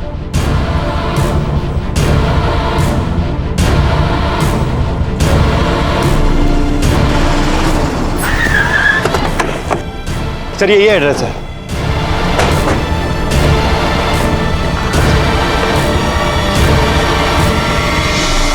सर ये तो ताला लगा है। लैंडलॉर्ड से पूछते हैं। साहब कल सुबह से यहाँ ताला लगा हुआ है। कहाँ गया होगा मोहसिन, कुछ आइडिया है? साहब कुछ आइडिया नहीं है, समय का तो पता नहीं है, लेकिन वो रात रात भर गायब रहता है और दिन दिन भर यहाँ पर जुआ खेलता रहता है। 2 महीना हो गया साहब, भाड़ा भी नहीं दे रहा है। काम क्या करता है मोहसिन? काम का तो पता नहीं, लेकिन वो जो कुछ भी कमाता है सब पैसा शराब और जुए में उड़ा देता है और बहुत परेशान कर रखा है साहब उसने जो है। और मैंने बोला घर खाली करने के लिए तो हमें ही धमका रहा है साहब। ठीक है, जो कुछ भी मोहसिन के बारे में अब तक पता चला है उससे एक बात तो साफ है, वो सिर्फ बिगड़ैल ही नहीं बल्कि 2 कदम आगे भी है। और सर ये भी तो हो सकता है कि उसने ही सादिक को किडनैप किया और अब अपने फादर से पैसा मांगने का कोई प्लान बना रहा हो। एक काम करो, सादिक के पेरेंट्स के फोन को सर्वेलेंस पर डलवा दो और मोहसिन के कॉल रिकॉर्ड्स चेक करो, देखो कि इसका और शमीना का कोई कनेक्शन है क्या। सर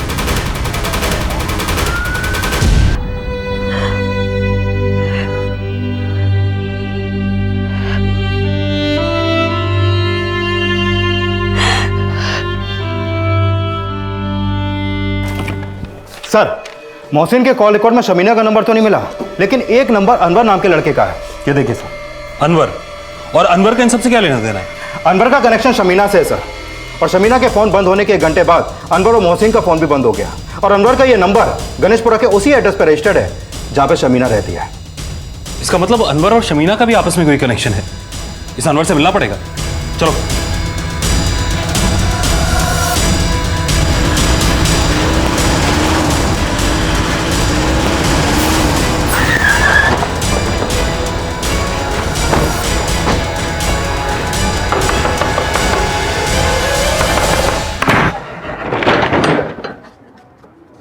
क्या बात है साहब? अनवर यहीं रहता है? अनवर शमीना का बड़ा भाई है। अनवर जब से मोहसिन की संगत में आया है ना, उसकी तो जिंदगी बर्बाद हो गई। साहब हमें डर लग रहा है कहीं उसने अनवर और शमीना को कुछ कर ना दिया हो। ये अनवर और मोहसिन तो पिछले 1 साल से फोन पर बात कर रहे हैं। आप मोहसिन को कब से जानती हैं? साहब हमें 1 महीना पहले ही पता चला है कि अनवर जिस गैरेज में काम करता था, मोहसिन भी उसी गैरेज में काम करता था। साहब मोहसिन ने ही अनवर को जुए और शराब की लत लगाई थी। हम तो मना करते करते थक गए कि मोहसिन से दोस्ती खत्म कर दे, पर उसने हमारी एक ना सुनी। जिस गैरेज में अनवर और मोहसिन काम करते थे उसका पता क्या है?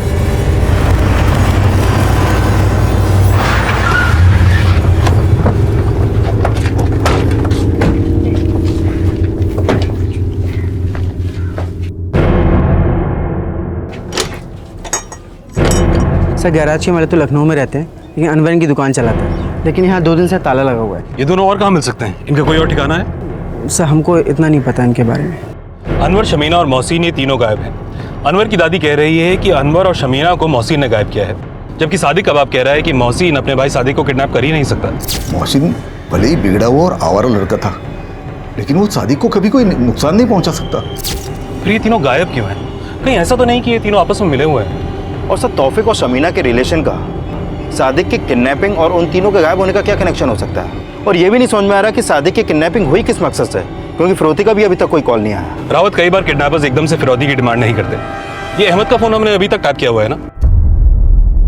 Yes sir. एक काम करो, अनवर, शमीना और मोहसिन, इन तीनों के कॉल रिकॉर्ड्स को दोबारा चेक करो कि कोई ऐसा कॉमन नंबर है जिस पर इन तीनों की आपस में बात होती हो। सर सादिक की किडनैपिंग के 2 दिन बाद पुलिस ने पता लगा लिया कि सादिक के साथ देखी गई औरत शमीना थी। शमीना और तौफीक का रिश्ता शक के घेरे में था, लेकिन इस किडनैपिंग में मोहसिन और अनवर का नाम भी सामने आया था। लेकिन ये किडनैपिंग किसकी मर्जी से हुई थी और शमीना अब तक कहां थी? चाट और मामला खत्म कर। गुस्सा नहीं, भूल गया क्या? तेरा भाई हमारे पास है। सर अनवर और मोहसिन के कॉल रिकॉर्ड में एक नंबर कॉमन है, लेकिन उस नंबर का शमीना के कॉल रिकॉर्ड से कोई कनेक्शन नहीं है। किसका नंबर है ये? सर ये आसमा के नाम पे रजिस्टर्ड है और एड्रेस उसी एरिया का है जहां पर वो गैरेज है जिसमें अनवर और मोहसिन काम करते थे।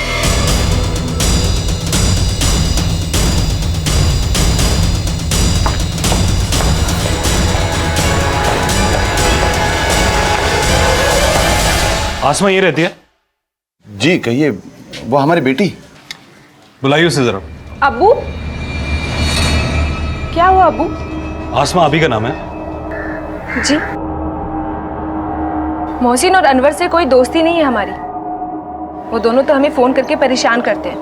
हाँ साहब, उन दोनों ने तो जीना हराम कर रखा हमारी बेटी का। घर से बाहर निकलना मुश्किल कर दिया। पहले हमीदा की जिंदगी बर्बाद की, अब आसमा के पीछे पड़ेंगे। ये हमीदा कौन है?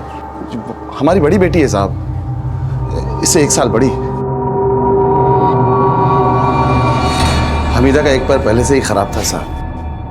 पहले तो बैसाखी के सहारे चल भी लेती थी, लेकिन मोहसिन और अनवर की वजह से इसने बिस्तर पकड़ लिया। ऐसा क्यों? हमीदा पहले कॉलेज आया जाया करती थी। दोनों लड़के फिक्रे कसते थे। डर के हमारे बच्ची ने हमसे कुछ बताया नहीं, और इसके बाद तो उन्होंने हद ही पार कर दी। मोहसिन मियाँ। हाँ। भाभी। हमीदा ने जब हमें बताया तो हमने मोहसिन के घर का पता किया, उसके अब्बू से शिकायत की। फिर बाद में हमें पता चला कि मोहसिन के अब्बू ने मोहसिन को घर से निकाल दिया, लेकिन इसका भी उस पर कोई असर नहीं हुआ साहब। वो तो आज़ाद हो गया, फिर जो मन में आता था वो करता था। कुछ हादसे में हमीदा को ऐसी चोट लगी, अब तो ये बैसाखी के सहारे भी नहीं चल पाती। अनवर और मोहसिन ने आपकी बेटी के साथ इतना बुरा किया, अगर फिर भी आपने उनके खिलाफ FIR लॉन्च नहीं की? बेटियों का बाप हूं साहब, सोचा बच्चियों की बदनामी ना हो, और इसी बात का उन लोगों ने और भी फायदा उठाया। हमीदा के बाद अब आसमा को छेड़ने लगे। सर हमने घर से निकलना बंद कर दिया तो वो लोग हमें फोन करने लगे, और जब हम उनका नंबर पहचान गए तो वो कभी PCO से, फिर कभी किसी और नंबर से फोन करने लगे। कौन कौन से नंबर से फोन करते थे आपको? वो नंबर हमें दीजिए। जी सर। सर इतना तो हमें याद नहीं है, लेकिन हाँ आखिरी बार इस नंबर से फोन आया था। आप लोग चाहें तो अभी भी उन दोनों के खिलाफ पुलिस में एफआईआर लॉन्च कर सकते हैं। घबराइए नहीं, पुलिस आपके साथ है।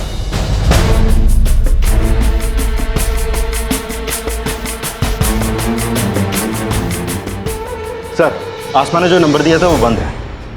पता करो ये नंबर किसका है और साथ ही आसमा की कॉल रिकॉर्ड्स निकलवाओ। हो सकता है कि आसमा के जरिए हम सादिक तक पहुंच पाए। सर, जिस नंबर से आसमा को अनवर और मोहसिन ने आखिरी बार धमकी भरा कॉल किया था, वो नंबर सादिक के चाचा तौफीक के नाम पर रजिस्टर्ड है। तौफीक? हमने कुछ नहीं किया साहब। हम मानते हैं कि वो नंबर हमारे नाम पे है, लेकिन हमने वो नंबर और नया फोन शमीना को तोहफे में दिया था, जो वो अपने दादी और अनवर से छुपा के रखती थी, क्योंकि उन्हें हमारे रिश्ते के बारे में नहीं पता था। दरअसल हमारे और शमीना की उम्र में 15 साल का फ़र्क है ना, इसलिए। लेकिन हमारा उसी नंबर पे शमीना से हमेशा बात होती थी साहब। कहानी मत बना। कहानी नहीं बना रहे हैं साहब, आप हमारा यकीन कीजिए। हमको और शमीना को इसमें फंसाया जा रहा है, और अब तो हम पक्का यकीन के साथ कह सकते हैं कि शमीना ने भी सादिक को अगवा नहीं किया होगा। नौटंकी मत कर और सच सच बोल कि क्या गेम खेल रहा है। गेम तो मोहसिन और अनवर खेल रहे हैं साहब, हम तो बेकसूर हैं। तौफीक बेकसूर था या उसे भी रंजिश का शिकार बनाया गया था, यह अब भी साफ नहीं था। लेकिन जल्द ही पुलिस को पता चलेगा कि सादिक को कहां ले जाया गया है। सर, जो नंबर तौफीक के नाम पे रजिस्टर्ड है, वो नंबर सादिक की किडनैपिंग के वक्त सादिक के स्कूल वाले एरिया में ही एक्टिव था और उसी दिन 2 बजे सदर मार्केट में बंद हो गया। लेकिन सर, हैरानी की बात यह है कि उस नंबर पर पिछले दिनों इंटरनेट सर्वर के थ्रू काफी कॉल आए थे, लेकिन उसका आईपी एड्रेस नहीं ट्रेस हो पा रहा, जिसके चलते ये नहीं पता लग पा रहा कि वो कॉल किसने किए थे। रावत, मान लेते हैं कि जो नंबर तौफीक के नाम पर रजिस्टर्ड है वो शमीना इस्तेमाल किया करती थी, जैसा तौफीक ने हमें बताया। तो फिर उन इंटरनेट कॉल्स का क्या राज हो सकता है? और जिस दिन सादिक किडनैप हुआ उसी दिन ये नंबर सदर मार्केट में बंद हुआ, राइट? Yes sir. एक काम करो, सदर मार्केट पुलिस स्टेशन से कहो कि एरिया में जितने भी सीसीटीवी कैमरास हैं सबको स्कैन करें। देखो किसी कैमरा में शमीना, अनवर, मोहसिन या तौफीक तो कैप्चर नहीं हुए। सर, सादिक की किडनैपिंग के एक दिन बाद सदर पुलिस को मेरठ हाईवे पर एक लड़की की लाश मिली थी। ये देखिए सर, और ये लाश शमीना की फोटो से मैच करती है।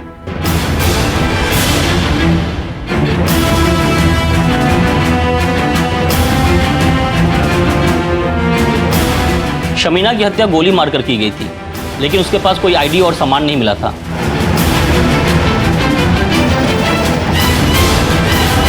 अब तक ये माना जा रहा था कि शमीना ने ही सादिक को किडनैप किया था, लेकिन शमीना की हत्या ने इस केस के सारे समीकरण ही बदल दिए।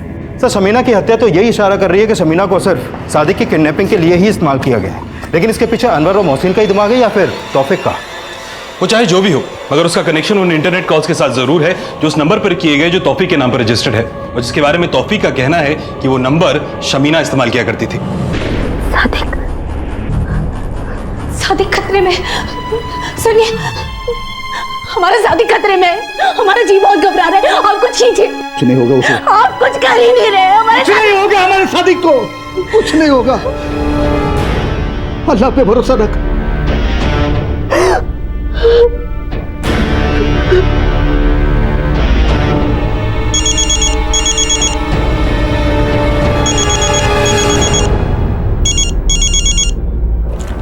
सर, मोहसिन का फोन अभी अभी हुडा क्रॉसिंग पे ऑन हुआ था। उसके फोन से उसके फादर को कॉल भी हुआ था। फोन टैप हो गया, लेकिन सर फोन करने के तुरंत बाद फोन बंद हो गया। फौरन हुडा क्रॉसिंग की बीट चौकी से कांटेक्ट करो इमीडिएटली। सर।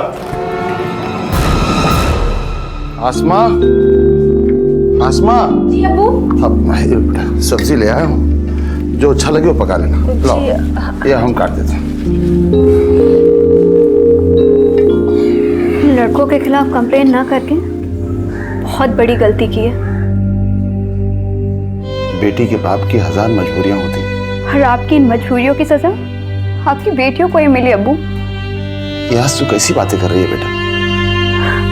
अब्बू, आज ऐसा लग रहा है कि ऊपर वाला हमें कोस रहा है। काश हमने उन लड़कों को पहले ही जेल भिजवा दिया होता, तो वो जालिम आज किसी मासूम के साथ ऐसा नहीं कर पाते।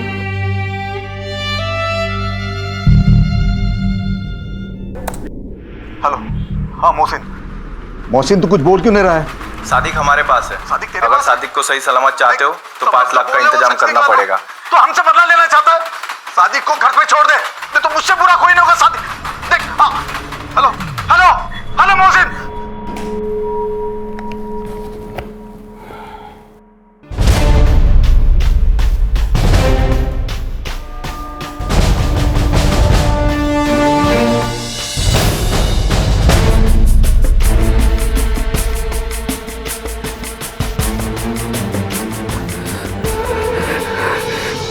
पता नहीं वो कौन सी मनहूस घड़ी थी जब इसे कमीने ने जन्म लिया। सुनिए, ये लीजिए, इन गहनों को बेचकर 5 लाख रुपए का इंतजाम कीजिए, लेकिन मेरी शादी को बचा लाइए। सर, हुडा क्रॉसिंग से मोहसिन का अब तक कोई लीड नहीं मिला। मिलेगा भी नहीं रावत, क्योंकि मोहसिन हुडा क्रॉसिंग गया ही नहीं। मतलब सर? ये समझाने के लिए मैं तुम्हें एक आसान सा एग्जांपल देता हूँ। तुम मुझे इस केस के बारे में कुछ जानकारी दो, मैं तुम्हें बीच में टोकूंगा, मगर तुम्हें रोकना नहीं है। ऑलराइट? Okay sir. सर, अगर हम सादिक के फैमिली सादिक कौन है? तुम रोके रावत, रोकना नहीं है। सर, हमने उनकी फैमिली के हर मेंबर के कॉल। प्रिंटर क्यों खराब है? तुम फिर रोके रावत, रोकना नहीं है। सर, मैं ये कहना चाह रहा हूँ कि अगर कोई लीड मिलेगा। कैसी लीड? सर, बट नेचुरल, अगर आप इतनी जोर से चिल्लाकर बोलेंगे और बीच में रोकेंगे तो मुझे रोकना ही पड़ेगा। मेरा रिएक्शन होगा ही सर। यही रिएक्शन रावत इस कॉन्वर्सेशन में मोहसिन की तरफ से मिसिंग है। मोहसिन सिर्फ अपनी बात किया जा रहा है, अपने फादर की बात को रिएक्ट ही नहीं कर रहा है, जबकि उसके फादर उस पर चिल्ला भी रहे हैं। गौर से सुनो। हेलो, हाँ मोहसिन तो कुछ बोल क्यों नहीं रहा है?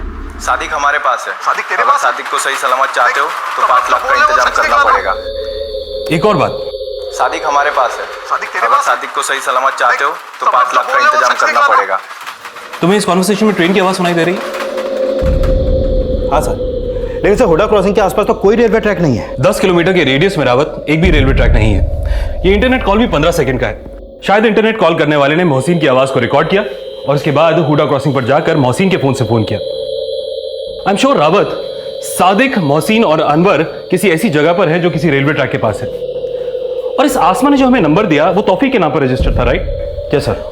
मगर तौफीक का कहना है कि वो नंबर शमीना इस्तेमाल कर रही थी और आसमा का कहना है ये वो नंबर है जिससे मोहसिन और अनवर उसे फोन कर कर परेशान किया करते थे। कहानी कुछ अटपटी सी लग रही है। एक काम करो, इस आसमा की फैमिली को भी इन्वेस्टिगेट करो, कहीं ऐसा तो नहीं कि इस पूरे कांड में उनका ही कोई हाथ हो। सर,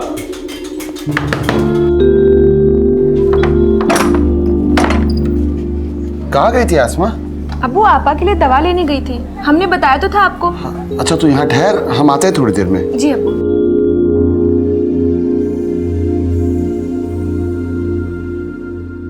सर, पता चला है आसमा और हमीदा के फादर के पास एक रिवॉल्वर है जिसका ये लाइसेंस है, और ये रिवॉल्वर उसने अभी 1 महीने पहले ली थी, जिसमें 9 mm की बुलेट लोड होती है। और सर, शमीना की बॉडी से जो बुलेट हमें मिले थे वो भी 9 mm की रिवॉल्वर से ही चलाए गए।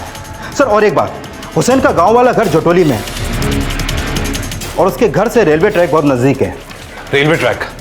लगता है हमें जल्दी चटोली के लिए निकलना पड़ेगा।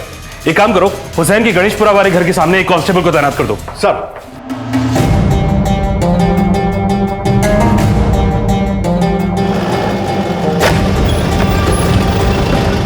सब तरफ चेक करो, उधर देखो।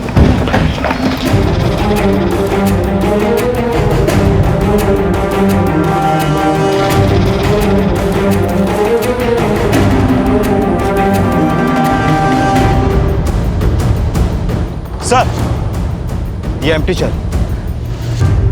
मतलब यहाँ पे जरूर कुछ कांड हुआ है। आसपास अच्छी तरह से चेक करो।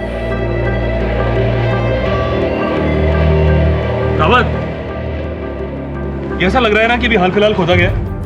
खुदवाओ इसे। जॉन,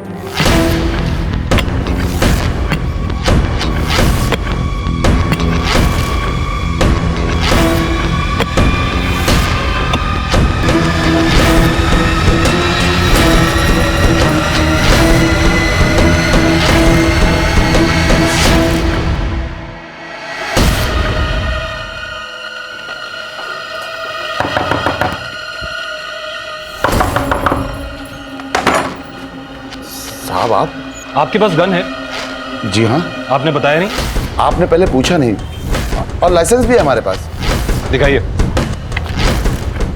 ये देखिए साहब, ये बंदूक और ये लाइसेंस। इसमें 9 mm की बुलेट यूज होती है ना? जी हाँ। आपके गांव वाले घर से 9 mm की बुलेट के खाली शेल्स मिले हैं। क्या? खाली शेल्स ही नहीं, 3 लाशें भी मिली हैं जिनकी मौत 9 mm की बुलेट से हुई है। लाशें? ये क्या कह रहे हैं आप? अब जो भी बात होगी थाने चलकर होगी।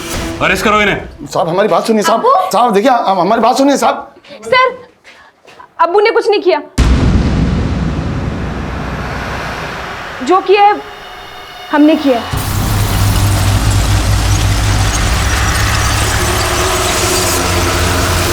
आसमा क्यों किया ये सब? बदला लेने के लिए। मोहसिन और अनवर ने हमारा रेप किया था। उन्होंने सिर्फ हमारा ही नहीं, हमारी आपा का भी रेप किया था। आपा का रेप करने के बाद उन्होंने कहा कि अगर हमने पुलिस से कुछ भी कहा तो वो हमें जान से मार देंगे। अब्बू डर गए। हमारा रेप हुआ तो भी वो यही कहते रहे। हाँ, हम पुलिस के झंझटों में नहीं पड़ेंगे, चाहिए तो हमें शहर ही छोड़ देंगे, हम नहीं पड़ेंगे। अब्बू अब्बू अब्बू ने लाइसेंसी गन इसलिए खरीदी कि अगर कभी जान पर बनाई तो उसे इस्तेमाल कर लेंगे। लेकिन हम उन दोनों से अपनी और अपने आपा की बेइज्जती का बदला लेना चाहते थे। लेकिन इस प्लान को अंजाम देने के लिए हमें किसी की मदद की ज़रूरत थी। इसलिए हमने अपने दोस्त फरहान से बात की। वो भी हमारे साथ था और उसका एक दोस्त वो भी हमारी मदद करने के लिए तैयार हो गया था। इस दौरान हमें पता चला कि शमीना का तौफीक से अफेयर चल रहा है, कि वो शादी को लेकर हमारे पास आए, वरना हम उसके भाई अनवर को उसके और तौफीक के रिश्ते के बारे में बता देंगे। शमीना बहुत डर गई थी और वो इसलिए मान गई और शादी को लेकर हमारे पास आई। शमीना को हमने मार दिया, लेकिन अनवर से यही कहा कि शमीना अभी सही सलामत है। अनवर से ही शादी का वास्ता देकर हमने मोहसिन को भी गांव वाले घर पर बुलवाया। उसके बाद हमने मोहसिन और अनवर से वो सब करवाया जिससे हमें सुकून मिला। हमने ही कहकर फरहान से अनवर को मरवाया। उसके बाद हमने मोहसिन की आवाज़ रिकॉर्ड की। देखो, तुमने जो कहा हमने वो किया, अब हमें और सादिक को जाने दो। अभी कैसे जाने दे? अभी तो हमारा काम बाकी है। हम जैसा बोलेंगे तुम वैसा बोलोगे। और उसके बाद हम हुडा क्रॉसिंग पहुंचे। वहां पहुंचकर हमने उसके अब्बू को कॉल किया। हाँ मोहसिन, हेलो मोहसिन, तू कुछ बोल क्यों नहीं रहा है? सादिक हमारे पास है। सादिक तेरे पास है? अगर सादिक को सही सलामत चाहते हो तो 5 लाख का इंतजाम करना पड़ेगा। फिरौती की कॉल क्यों कर भाई? हमें कोई पैसे नहीं चाहिए थे, हम तो सिर्फ पुलिस का ध्यान भटकाना चाहते थे। और फिर हमने मोहसिन और सादिक दोनों को ख़त्म करवा दिया। माना कि हमने सही नहीं किया, लेकिन हमने जो कुछ भी किया उस पर हमें कोई पछतावा नहीं। एक ना एक दिन तो सबको मरना है ना, लेकिन हम हर रोज़ मर रहे थे। उनसे बदला लेने के सिवा हमें कुछ और नहीं सूझा। अगर इतनी ही हिम्मत दिखानी थी तो अपने अब्बू के खिलाफ जाकर हमारे पास कंप्लेंट लिखाने की हिम्मत दिखाती। मैं मानता हूं जो भी अनवर और मोहसिन ने तुम्हारे साथ किया वो बिल्कुल गलत था, मगर इस सब में शमीना और उस मासूम सादिक की क्या गलती थी?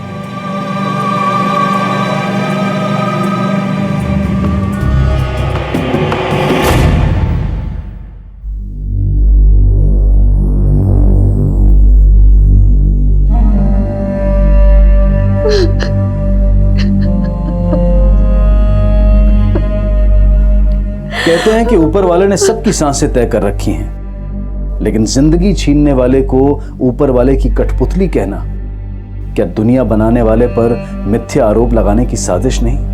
क्योंकि ऊपर वाला तो मासूमों को नहीं गुनहगारों को सजा देता है। और यह भी कहा जाता है कि जुल्म करने वाला तो गुनहगार होता ही है, लेकिन जुल्म सहने वाला भी कहीं ना कहीं कसूरवार होता है। माना कि हमीदा के पिता को यह समझने में देर लगी, लेकिन जो आसमां ने किया वो कहीं ज्यादा घृणास्पद है, जिसका खामियाजा हमीदा और उसके पिता को भी चुकाना पड़ेगा।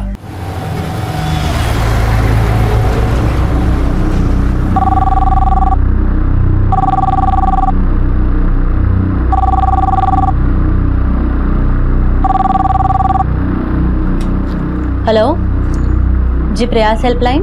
हेलो जी बोलिए, हम सुन रहे हैं। हम आपकी क्या मदद कर सकते हैं? मैं सुसाइड नहीं करना चाहता, मेरे पास और कोई चारा नहीं है। बहुत बड़ी गड़बड़ कर दी मैंने। आप कहाँ से बात कर रहे हैं? नाम क्या है आपका? आप प्लीज फोन मत रखिएगा और मेरी बात ध्यान से सुनिए। सुसाइड किसी बात का सोल्यूशन नहीं है और आपने हमें कॉल किया है तो हम आ रहे हैं आपकी मदद करने। नमस्कार, आदाब। क्राइम पेट्रोल डायल 100 में आप सबका स्वागत है। अपने बच्चों की परवरिश और भविष्य के लिए माँ बाप क्या क्या समझौते नहीं करते, लेकिन उनकी बेहतर परवरिश की कोशिश में माँ बाप कभी कभी इतने जज्बाती हो जाते हैं कि उनके अंदरूनी हालत को वो जान नहीं पाते हैं। माँ बाप की उन पर ऊपरी नजर तो रहती है, लेकिन उनके अंदर चल रहे तूफान का उन्हें कुछ पता नहीं होता। और जब ये तूफान अपनी हदें तोड़ देते हैं तो बहुत कुछ बहा ले जाते हैं, बहुत कुछ तबाह कर जाते हैं। आज का ये केस बच्चों की परवरिश के पहलू को उजागर करते हुए ऐसे कई संजीदा सवालों को सामने लाता है।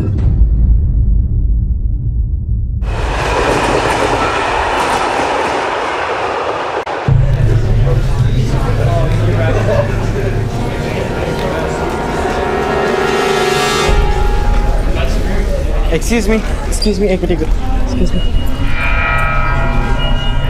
ये देख ये रहा केशव यादव 98.2%। अरे वाह भाई, फिर से टॉप मारा तूने। अब और भाई तुम्हारा?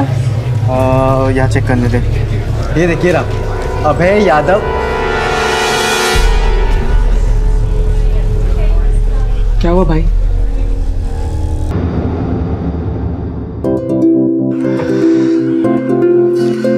राजकुमार भैया लीजिए, मुंह मीठा कीजिए। सुरेश भाई, आपका बेटा तो टॉपर है। आप बड़े किस्मत वाले हैं जो आपको ऐसा बेटा मिला।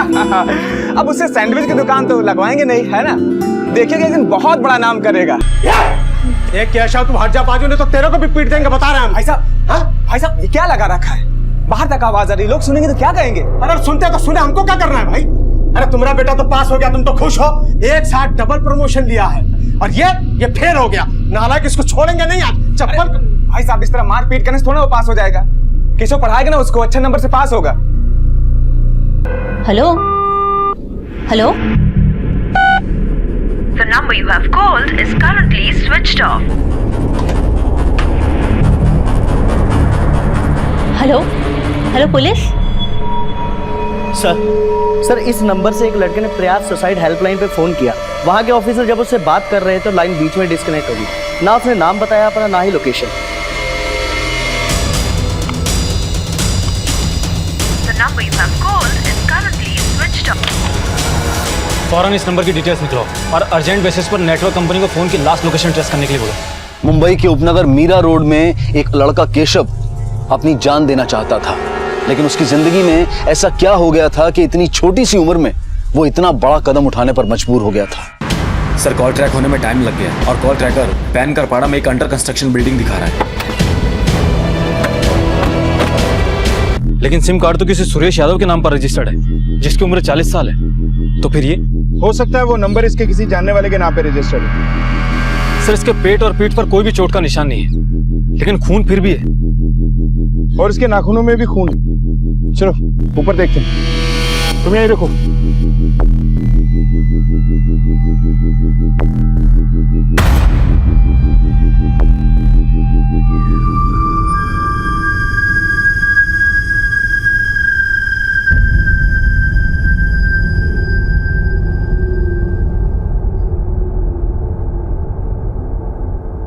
सर उस लड़के ने अगर यहां से सुसाइड किया होगा तो दीवार पर हाथ और खून के निशान कैसे हैं? और सर ये सब देखकर तो ऐसा लगता है कि सुसाइड करने से पहले उस लड़के के साथ में जरूर कुछ हुआ होगा, और हो सकता है कि उस लड़के के साथ में कोई और हो और उसी ने ही इस लड़के को धक्का दे दिया हो। आसपास अच्छे से सर्च करो, सब जगह देखो। सर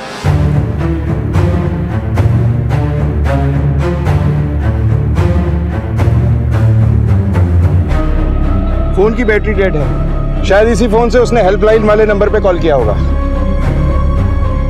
सर ये खून से भरी टी शर्ट मिली है।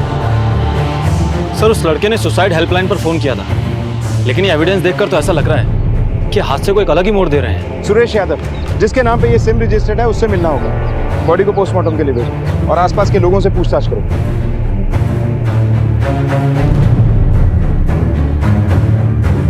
साहब यहाँ 2 साल से काम बंद है। हम बगल वाले कंस्ट्रक्शन साइट पे काम करते हैं और बस हम 11 बजे तक ही यहाँ आते हैं सर। ठीक है तुम जाओ। Okay sir. सर मैंने आसपास लोगों से पूछताछ की, किसी ने किसी को आते जाते नहीं देखा। सुनिए जी, ये लोग घर आए थे, केशव के बारे में कुछ पूछ रहे हैं। आप में से सुरेश यादव कौन है? जी मैं हूँ सुरेश यादव साहब। बात क्या है? साहब जिंदगी से हमेशा 2 कदम आगे रहने वाला केशव जिंदगी से हार कैसे मान सकते हैं साहब? कोई तो वजह होगी जो उसने इतना बड़ा कदम उठाया। जब आप लोगों को केशव की बातों में कोई परेशानी दिखाई दी या किसी से कोई अनबन? अभी तो उसने सर क्लास में टॉप किया था। केशव यादव 98.2%। अरे वाह भाई, फिर से टॉप मारा तूने। हमको नहीं लगता कि उसके साथ किसी की कोई दुश्मनी होगी। साथ ये अभय, उसका बड़ा भाई पवन भाई साहब का बेटा, दोनों एक ही क्लास में थे। 2 साल पहले उसका डबल प्रमोशन हुआ था। अबे पिछले कुछ दिनों में तुमने केशव के मूड में कुछ बदलाव देखा था या कॉलेज में किसी से कोई दुश्मनी? नहीं सर, केशव ऐसा लड़का था ही नहीं कि जिससे कोई दुश्मनी कर सके। सर सबका दिल जीत लेता था वो। अच्छा, आखिरी बार कल रात को केशव को आपने कितने बजे देखा था? कल रात 9:30 बजे जब हम सब लोग खाना खा रहे थे। लो बेटा, ये गुलाब जामुन हम तुम्हारे लिए बनाए हैं गर्मा गर्म, खा लो। थैंक यू ताई। अच्छा, कल रात को केशव उस अंडर कंस्ट्रक्शन साइट पे क्यों गया था? सर वो हमारा अड्डा है, हम अक्सर वहाँ जाया करते थे टाइम पास करने के लिए और मन की बातें शेयर करने के लिए। अबे, क्या केशव का कॉलेज में किसी से लड़ाई झगड़ा या कोई दुश्मनी थी, या फिर उसकी कोई गर्लफ्रेंड? नहीं सर, केशव की कोई गर्लफ्रेंड नहीं थी। सर ये रही केशव की पोस्टमार्टम रिपोर्ट। सर, रिपोर्ट के मुताबिक केशव की मौत बिल्डिंग से नीचे गिरने पर हुई थी और बिल्डिंग की ऊंचाई करीबन 50 से 60 फुट रही होगी और मौत का टाइम है सुबह 3:30 से 4:30 के बीच। और बॉडी पर जो खून था उसकी रिपोर्ट आई? केशव की बॉडी पर कुछ स्ट्रगल मार्क्स हैं, लेकिन कई जगह बिना किसी घाव के भी खून था जो केशव का नहीं था। जो शर्ट पर खून लगा था, जो दीवार पर हाथ के निशान वाला खून था, वो केशव का नहीं था, लेकिन दीवार पर जो हाथ के निशान थे वो केशव के ही थे। गावड़े, कहीं ऐसा तो नहीं कि उस जगह पर केशव की किसी से लड़ाई हुई हो और हाथापाई के दौरान उस शख्स ने केशव को बिल्डिंग से नीचे धक्का दे दिया? सर, ये भी तो हो सकता है कि उस हेल्पलाइन नंबर पर केशव को किसी ने जबरदस्ती कॉल कराया हो ताकि मर्डर को आसानी से सुसाइड का रुख किया जा सके।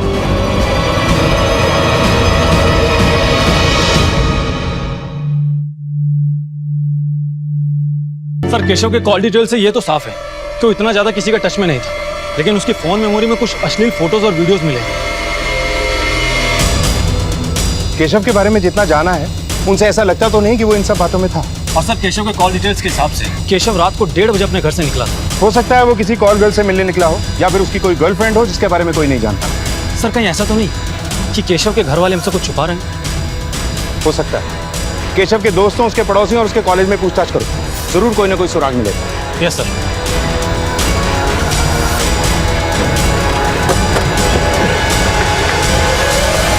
केशव का किसी लड़की से चक्कर वगैरह? नहीं मैम, केशव किसी लड़की के चक्कर में पड़ता नहीं था। क्लास की कितनी लड़कियों का फेवरेट था, बट उसने कभी किसी को पलट कर नहीं देखा। नहीं सर, केशव तो बिल्कुल एफर्टलेसली पास हो जाता था। इनफैक्ट अभय ही था कि हर बार फेल होता था। हमें तो यकीन ही नहीं होता कि दोनों एक साथ रहते थे, एक टॉपर और एक फेलियर। वैसे तो खुश रहता था वो, लेकिन कुछ दिन पहले मैंने उसे पहली बार बड़े अजीब से मूड में देखा था। उस दिन ऐसा लगा था जैसे केशव और अभय के बीच में झगड़ा हुआ था, पर मैं श्योर नहीं हूँ। हमें केशव के मोबाइल में कुछ अश्लील फोटोज और वीडियो मिले, लेकिन तुमने तो कहा था कि केशव इन सब में नहीं है और ना ही उसकी कोई गर्लफ्रेंड है। अभय, क्या छुपा रहे हो हमसे?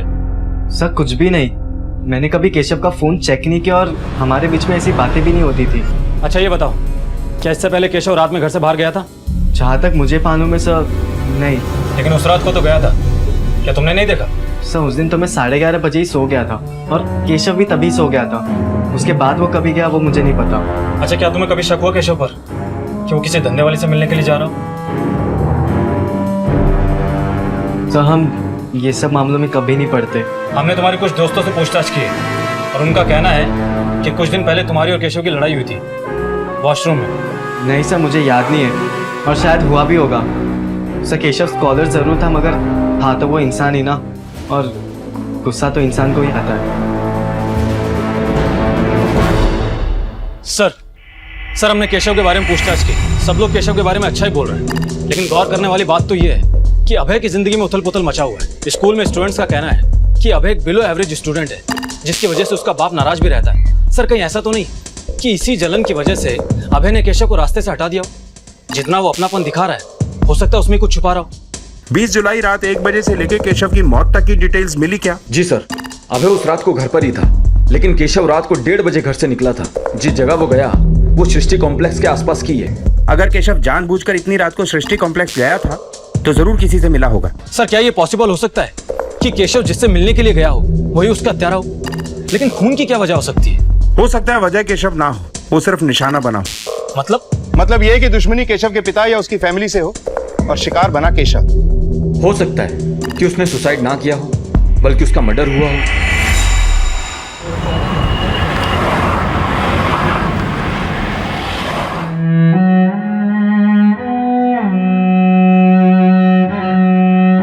देवर जी, कुछ खा लीजिए, कल से एक दाना भी नहीं खाए हैं।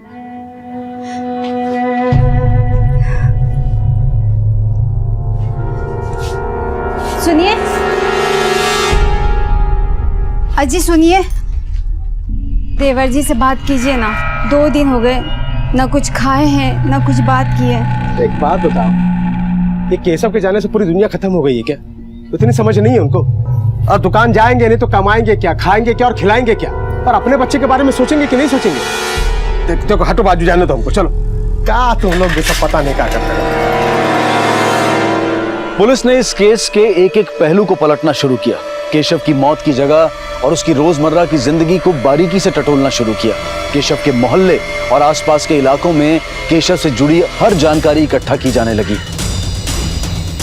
सर मैंने केशव और उसकी फैमिली के बारे में पूछताछ की और पूछताछ के दौरान एक बात पता चली है। सुरेश से किसी बाहर वाले से कोई दुश्मनी नहीं थी, बल्कि अपने भाई पवन से पिछले 5-6 महीनों से छोटी मोटी बातों पर लड़ाई होती रहती थी। जिस दिन केशव की मौत हुई थी उस दिन भी पवन दुकान पर लेट आया था। कहीं ऐसा तो नहीं कि इस सब में पवन का हाथ हो? अपने छोटे भाई सुरेश से अनबन रहती थी, अपने बेटे अभय से परेशान था, और इस सब की वजह कहीं ना कहीं केशव था, और इसीलिए इस खटास की वजह केशव बना है। कैसी लड़ाई साहब? देखिए साहब, किसी ने आपको गुमराह किया है। शायद इस वक्त तुम हमें गुमराह करने की कोशिश कर रहे हो। हमारी खबर बिल्कुल पक्की है। अब तुम बताओगे माजरा क्या है? सब लड़ाई हुई थी, लेकिन वो पैसों को लेकर लड़ाई हुई थी। मैं बस अपने बेटे के लिए कुछ पैसे तो अलग कर रहा हूँ। वो पढ़ना चाहता है, आगे बढ़ना चाहता है, कोचिंग करना चाहता है। अब उसे क्या मैं आलू प्याज छिलवा? सुरेश, तुम ये कैसे कह सकते हो कि तुम्हारा बेटा क्या करेगा और क्या नहीं? अरे हमारा बेटे का भविष्य खराब, और तुम्हारा बेटा चांदी का चम्मच मुंह में लेकर पैदा हुआ था क्या? दुनिया को पता है कि केशव की बराबरी अभय नहीं कर सकता, समझा? सब सुरेश मेरा छोटा भाई है, ये दुकान भी उसी की है। इसी दुकान से हमारा घर चलता है। जिस तरह सुरेश के मन में अपने बेटे केशव को लेकर सपने हैं, उसी तरह मेरे मन में मेरे बेटे अभय को लेकर सपने हैं। लेकिन सुरेश केशव की पढ़ाई के लिए यहाँ के सारे पैसे साइड में कर लेता। 20 जुलाई की सुबह 1 से 4 बजे के बीच में तुम कहाँ थे? घर पे था। नहीं, थोड़ी देर के लिए बाहर गया था मैं। वो शांति गार्डन के पास में बार है ना, वहां पे।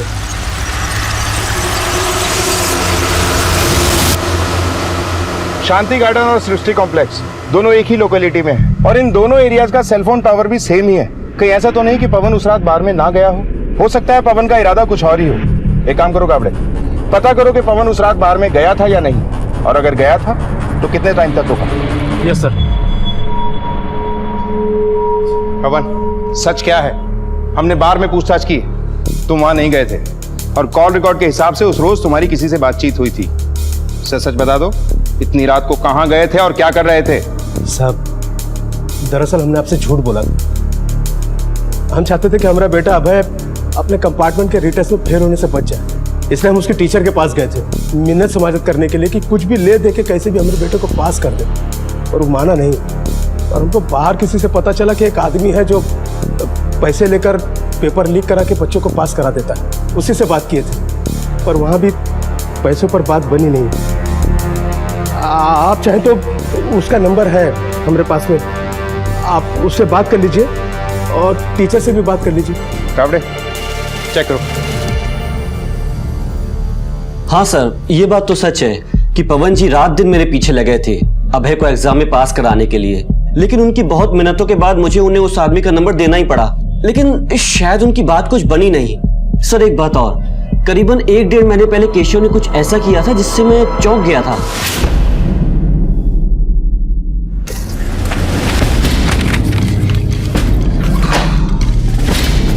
केशव? लेकिन सर उसमें मैं श्योर नहीं था, इसीलिए उस वक्त इस बात का जिक्र मैंने किसी से भी नहीं किया। Thank you. सर केशव जैसे स्टूडेंट को क्वेश्चन पेपर चुराने की क्या जरूरत पड़ी होगी? वो तो पढ़ाई में बहुत ही होनहार है। हो सकता है गाबड़े कि ये क्वेश्चन पेपर उसने अपने लिए नहीं बल्कि अभय के लिए चुराया। ये भी हो सकता है कि शायद उसे अपना कोई शौक पूरा करना हो जिसके लिए उसे पैसों की जरूरत हो, और क्वेश्चन पेपर बेचकर शौक पूरे किए जा सकते हैं। साहब, मेरा बेटा गलत काम कर ही नहीं सकता। वो क्लास में टॉपर था, वो क्यों पेपर चोरी करेगा? वैसे तो ऐसा बहुत कुछ था जो उसे नहीं करना चाहिए था, लेकिन आपकी जानकारी के बिना वो कर ही रहा था। आप लोगों को तो पता चल ही गया होगा कि उसके मोबाइल में से हमको कैसे वीडियो और फोटोग्राफ मिले। साहब, उससे मेरे बेटे का कोई लेना देना नहीं है। ये सब अभय का किया हुआ है, इसने मेरे बेटे को बिगाड़ा है। तेरी वजह से क्या क्या लांछन लग रहा, देख रहा तू? बस बाबा, हर बार की तरह मुझे बलि का बकरा बनाना बंद करो। ये सब मेरे कान नहीं थे, केशव के कान थे। और जो कुछ भी हो रहा था वो सब चाचा जी की वजह से हो रहा था। केशव अपनी जिंदगी में कुछ करना चाहता था। 15 साल की उम्र में 15 किलो का बोझ पीठ पे देकर 18 साल के लड़कों के बीच में बिठा दिया गया उसे। उसके सपने थे कुछ, लेकिन चाचा जी को ये सब पसंद नहीं था ना।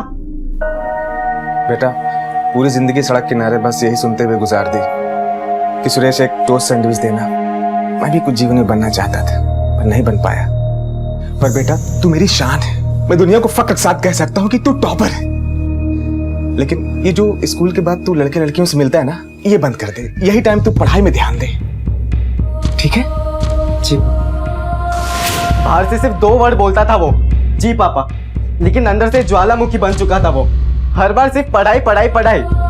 अंदर का फ्रस्ट्रेशन दबाने में मुश्किल हो रही थी उसको, और इसी वजह से उस दिन वो कॉलेज में इतना गुस्सा हो गया कि वॉशरूम की दीवार पे अपना हाथ दे मारा उसने। आज हम क्वालिटी एजुकेशन से ज्यादा क्वांटिटी एजुकेशन पर फोकस कर रहे हैं। पर क्या सिर्फ अच्छे मार्क्स लाना ही जिंदगी में लायक होने का मापदंड है? केशव की मौत की गुत्थी अब भी अनसुलझी थी। शक की सुई धीरे धीरे इस कहानी के हर किरदार की तरफ घूम रही थी, लेकिन सवाल अब भी यही था कि केशव की मौत कैसे हुई और उसकी मौत की असली वजह क्या थी।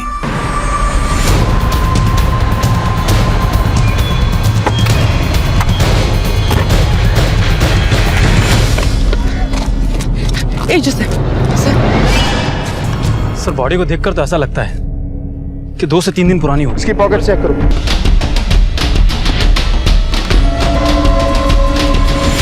सर फोन स्विच ऑफ है। सर इस आदमी का नाम गौतम आप्टे है और एड्रेस शोलापुर का है।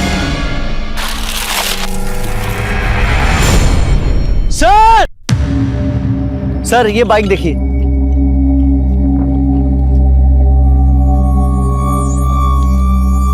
सर ये देखिए, किसी ने इसका हैंडल लॉक तोड़कर चोरी करने की कोशिश की है। ये पर्स मिला सर।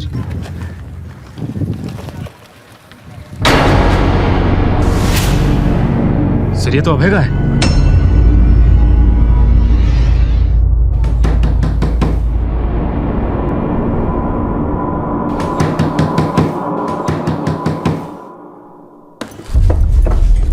अबे कहाँ है? उसे फौरन बुलाइए, हमें उससे कुछ जरूरी बात करनी है।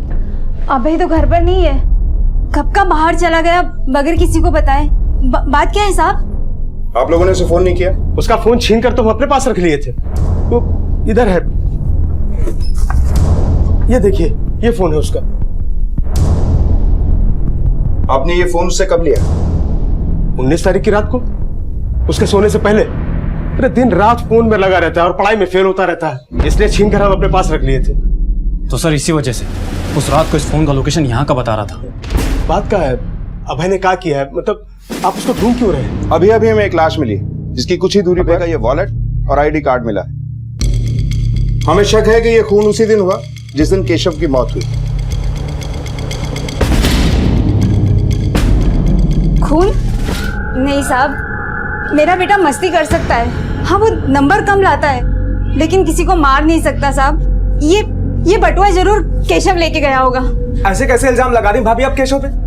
देखिए इस घर के दोनों लड़के इस केस में इन्वॉल्व हैं। किसने क्या किया है उसका पता हम लगा लेंगे। फिलहाल हमें उनके कमरे की एक बार फिर से तलाशी लेनी। गावड़े। Yes sir.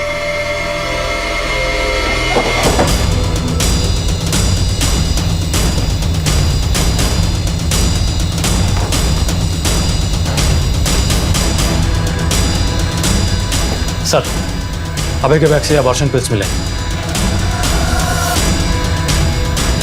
ये गोली अभय के बैग में क्या कर रही है?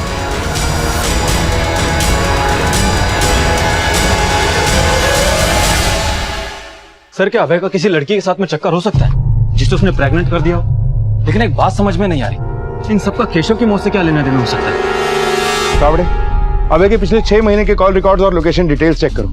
अगर उसकी कोई गर्लफ्रेंड रही होगी तो उसका नंबर अभय के कॉल रिकॉर्ड्स में जरूर होगा, और इस अभय की तलाश तेज करो। Yes sir. अरे घर के एक बेटे को तो हम पहले ही खो चुके हैं, और अब अभय भी पता नहीं कहाँ चला गया है। अरे गलती उन दोनों की नहीं है, गलती हमारी परवरिश की है। सर ये रही गौतम की पोस्टमार्टम रिपोर्ट। गौतम के ऊपर जो हमला हुआ था उसके बाद इंटरनल ब्लीडिंग की वजह से उसकी मौत हुई, और उसकी मौत 20 जुलाई को रात को 1 से 2 बजे के बीच हुई है।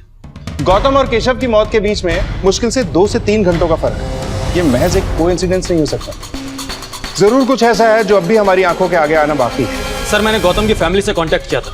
वो लोग शोलापुर में रहते हैं। उनका कहना है कि पिछले हफ्ते ही गौतम घर आया था। लेकिन सर गौतम की फैमिली अभय और केशव किसी को नहीं पहचानते। लेकिन सर एक बात है, केशव की शर्ट पर और कंस्ट्रक्शन साइट की दीवार पर जो ब्लड हमें मिला था वो गौतम के ब्लड से मैच करते हैं। ये दवा तुम्हारे यहाँ की है? हाँ सर, ये दवा तो हमारे यहाँ की है। तुम्हें कुछ याद है ये दवा तुमने किसको बेची थी? ये तस्वीर देखो, शायद तुम्हें याद आ जाए।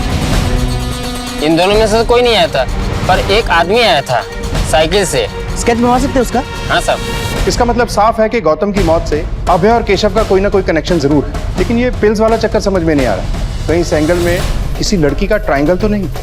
सर ये भी तो हो सकता है कि अभय का किसी लड़की के साथ में चक्कर हो और गौतम ने उस लड़की के साथ में गलत किया और वो प्रेग्नेंट हो गई हो और अभय ने गुस्से में आकर गौतम का खून कर दिया हो।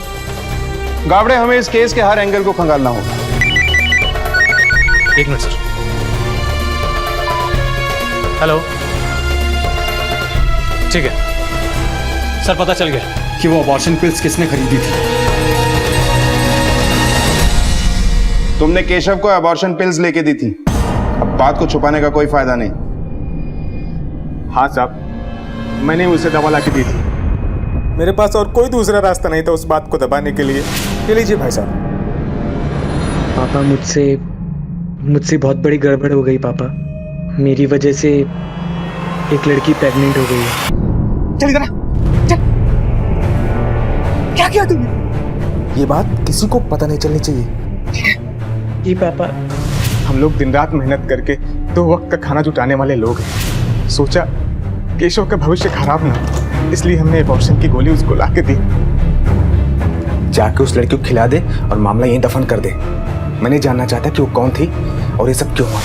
मैं नहीं जानता कि उसके बाद क्या हुआ। हम तुम्हारी बात पे भरोसा कैसे कर लें? हो सकता है तुमने केशव को मारा, क्योंकि उसने तुम्हारे सारे सपने चकनाचूर जो कर दिए थे। ये क्या कह रहे हैं साहब? मैं अपने बेटे को क्यों मारूंगा? मैं तो चाह रहा था कि उसका भविष्य ना खराब हो, इसीलिए मैं उसे इस मुसीबत से बचाना चाह रहा था। गावड़े, ये लड़की आखिर हो कौन सकती है जो अभय और केशव दोनों से कनेक्टेड थी? गौतम की मौत से इसका क्या लेना देना हो सकता है? और इन दोनों केसेस में कोई कनेक्शन है भी या नहीं? सर केशव के रिकॉर्ड में तो किसी लड़की की परछाई भी नहीं दिखती। सर मैंने अभय के लास्ट 6 महीने के कॉल रिकॉर्ड अच्छे से चेक किए हैं। उसमें एक नंबर ऐसा है जिससे पहले 2 महीने में अभय की लगातार बातचीत होती रही, लेकिन फिर अचानक से बंद हो गई। लेकिन सर 18 जुलाई से फिर से उस नंबर पे अभय की बातचीत शुरू हो गई। सर इस बात पर हमारा पहले ध्यान नहीं गया था, क्योंकि अभय पर हमारा शक नहीं था। सर मैंने नंबर की जानकारी निकाली है। ये नंबर किसी मधुकर अवस्थी के नाम पर रजिस्टर्ड है और उसका एड्रेस मीरा गाँव है। ये लड़की कहीं वही तो नहीं जिसका केशव के साथ चक्कर था? सर इस सवाल का जवाब तो अभय दे सकता है, लेकिन पता नहीं वो इस वक्त है कहाँ। अभय के घर वालों पे नजर रखो, वो अपने घर वालों से कांटेक्ट करने की कोशिश जरूर करेगा। Yes sir. तब तक ये जो लड़की है इससे मिल लेते हैं। Yes sir. केशव की गर्लफ्रेंड वाले एंगल ने अब इस केस को एक नया मोड़ दे दिया था। अभय अब तक पुलिस की गिरफ्त से दूर था। आखिर गौतम की हत्या क्यों हुई और उसका केशव, अभय और उस लड़की से क्या लेना देना था? क्या अभय ने ही गौतम को जान से मारा था, जिसके बाद वो डर के मारे छुपता फिर रहा था? केशव की मौत की पहेली को सुलझाने में पुलिस पूरी जी जान से लगी हुई थी।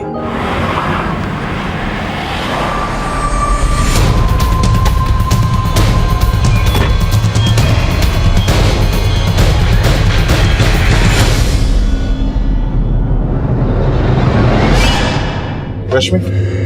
जी सर। कौन से कॉलेज में पढ़ती हो तुम? प्रशांत जूनियर कॉलेज। सर इसी कॉलेज में तो अभी भी पढ़ता है। लेकिन क्या हुआ सर? आप लोगों से कुछ बात करनी। सर कैसी बातें कर रहे हैं आप? मेरी बेटी का ना किसी से अफेयर है, ना तो वो प्रेग्नेंट है। रश्मि, सच क्या? सर वो केशव और अभय दोनों मेरे क्लासमेट्स हैं। केशव हमारी क्लास का टॉपर था सर। उसकी मौत का सुनकर बुरा लगा सर, लेकिन मेरी केशव से कभी कोई बात नहीं हुई है। और अभय? अभय से तो तुम्हारी बहुत बात हुआ करती थी। अभय मेरा दोस्त है, लेकिन हमारे बीच ऐसा कुछ भी नहीं है सर। इसे पहचानती हो? No sir. और आप? नहीं सर।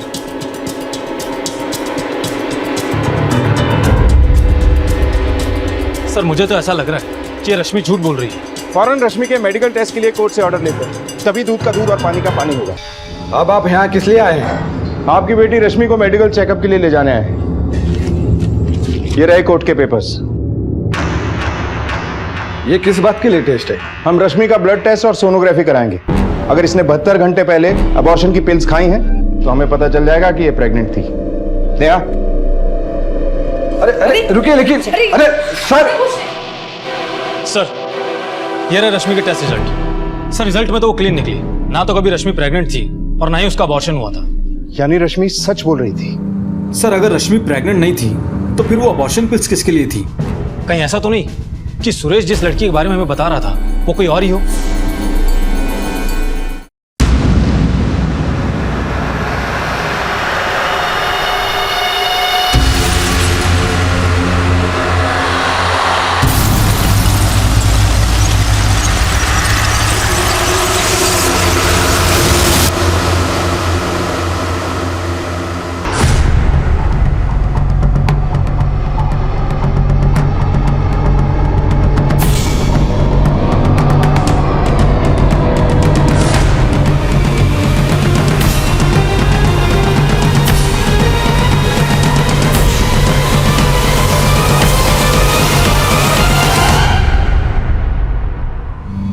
सर, आपको मेरे बैग से जो अबॉर्शन के पिल्स मिले थे वो मेरी नहीं थी सर, वो केशव की थी।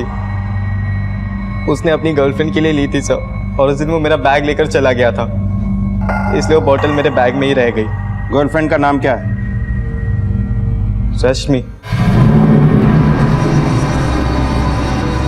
कब से जानता था केशव रश्मि को? सर, कुछ 2-2.5 महीनों से। सर, वो दोनों मेरे ही फ़ोन से बात किया करते थे, क्योंकि सर चाचा जी केशव के मोबाइल का बिल भरते थे और केशव भी चाहता था कि उन्हें शक हो। सर, वो दोनों हमारे अड्डे पर ही मिला करते थे और सर वो दोनों वहीं पर। भाई बोलना, ट्रू लव करता हूँ। फिजिकल होना गलत है भाई, अपना दिमाग चलाना, कुछ तो बोल। मैंने ना जोश जोश में सब कुछ कर डाला। 2-2.5 महीनों तक वो लगातार मिलते रहे सर। उसके बाद अभी कुछ दिन पहले ही रश्मि का फ़ोन आना बंद हो गया। तभी केशव बहुत परेशान रहने लगा था सर, क्योंकि रश्मि कॉलेज भी नहीं आती थी। मुझे अचानक से रश्मि का फ़ोन आया। हेलो सर, फ़ोन पर वो बहुत घबराई हुई सी लग रही थी। केशु? हाँ भाई। रश्मि का फ़ोन है।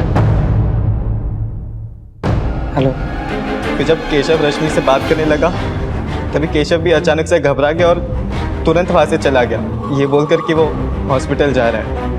फिर से कुछ घंटों बाद जब केशव वापस घर लौटा तभी वो काफ़ी घबराया हुआ था सर। क्या हुआ केशव? भाई सब कुछ खत्म हो गया। हुआ क्या, वो तो बता। रश्मि प्रेग्नेंट है। केशव ने बोला कि वो इस बारे में चाचा जी को नहीं बता सकता है। चाचा जी ने उसे पहले से ही कुछ पिल्स दे रखे थे, और अगर वो चाचा जी को अबॉर्शन के बारे में फिर से बताता तो चाचा जी बहुत गुस्सा करते सर। तो तुम लोगों ने सोचा कि बाइक चोरी करके बेचोगे और उसी से पैसों का इंतजाम करोगे? हाँ सर। स्क्रू ड्राइवर को कहाँ छुपाया तुमने? रास्ते में एक नाले में मैंने वो स्क्रू ड्राइवर फेंक दिया था।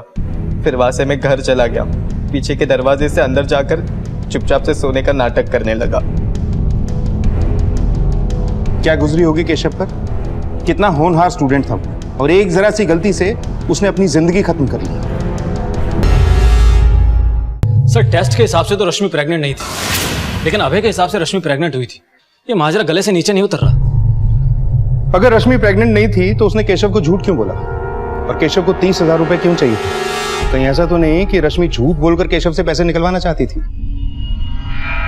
सर, मैंने केशव से दोस्ती एग्जाम्स में अच्छे मार्क्स लाने के लिए करी थी, क्योंकि मुझे ऐसा लग रहा था कि अगर इस बार भी मैं मैथ्स में फेल हो गई तो पापा मेरी शादी करा देंगे। इसलिए मैंने केशव से दोस्ती की और मैंने उससे पढ़ाई में मदद भी मांगी सर। लेकिन एग्जाम्स में टाइम इतना कम बचा था कि मेरे और कुछ समझ ही नहीं आया। तो मैंने केशव से कहा कि वो स्टाफ रूम से जाकर मेरे लिए पेपर्स चोरी करके लाए। वो क्लास का मॉनिटर था, इसलिए उसके लिए बहुत इजी था स्टाफ रूम से पेपर्स चोरी करके लाना। लेकिन मेरे लाख रिक्वेस्ट करने पर भी वो नहीं माना। तब सर मैंने उसे फिजिकल होने के लिए उकसाया। उसने स्टाफ रूम से मैथ्स के क्वेश्चन पेपर चुरा कर मुझे दिए। उसके बाद हम दोनों 2 बार फिजिकल हुए, लेकिन मेरा काम निकल चुका था, सो मैंने उसे इग्नोर करना शुरू कर दिया था, क्योंकि मुझे पता था इस बार एग्जाम्स में मार्क्स मेरे बहुत अच्छे आने वाले थे। लेकिन इस महीने मेरे पीरियड्स नहीं आए थे और मैं बहुत घबरा गई थी। मुझे लगा कि मैं प्रेग्नेंट हूँ। घबरा कर मैंने 18 को केशव को कॉल किया था और वो मुझसे मिलने मेरे घर के बाहर आया था। तुम सच में प्रेग्नेंट हो? देखो केशव, अगर ये बात मेरे पापा को पता चली तो वो मुझे जान से मार डालेंगे।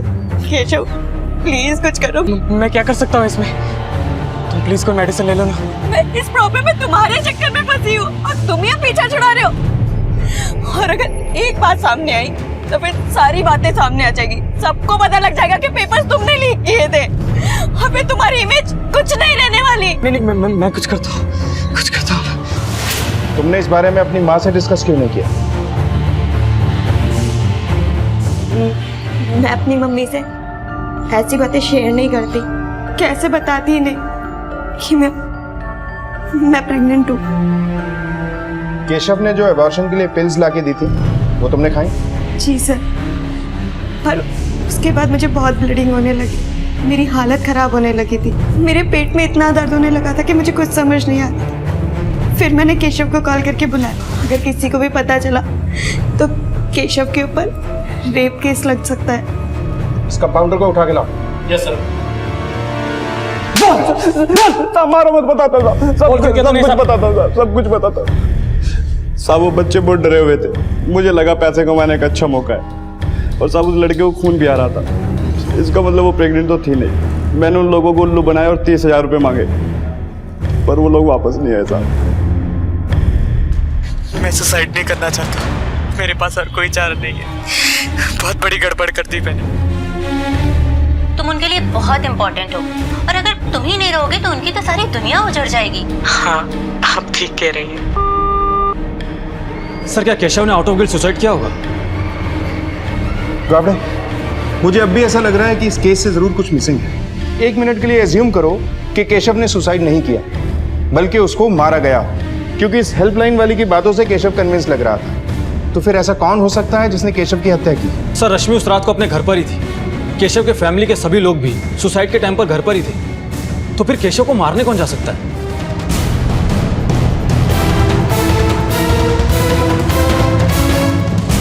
गाबड़े, शायद मुझे पता चल गया है कि केशव की हत्या किसने की। अबे, उस रात गौतम का खून करके तुम अपने घर गए थे ना? जी सर। तो वो कपड़े कहाँ हैं जिस पर गौतम का मर्डर करने के बाद खून के निशान पड़ गए होंगे? और जब तुम घर गए तो घर पे कौन कौन मौजूद था? सच सच बता दो। अगर हमने उगलवाया तो तुम्हारे लिए अच्छा नहीं होगा। हम भला उसे क्यों मारेंगे? अभय ने हमें सब कुछ बता दिया है। तुम्हारी बेहतरी इसी में है कि तुम भी साफ साफ बता दो। बोलो, मतलब तुम ऐसे नहीं बोलो। नहीं साहब, बताती हूँ साहब, बताती हूँ साहब। मैं स्वार्थी हो गई थी साहब। मैं नहीं चाहती थी कि मेरा बेटा इन सब चक्करों में पड़ के जेल जाए। मैं तो केशव को मारना भी नहीं चाहती थी साहब। माँ तो निस्वार्थ होती है। जब स्वार्थी हो जाती है ना तो सबसे पहले खुद का नुकसान करती है। जिसकी जीती जागती मिसाल तुम हो।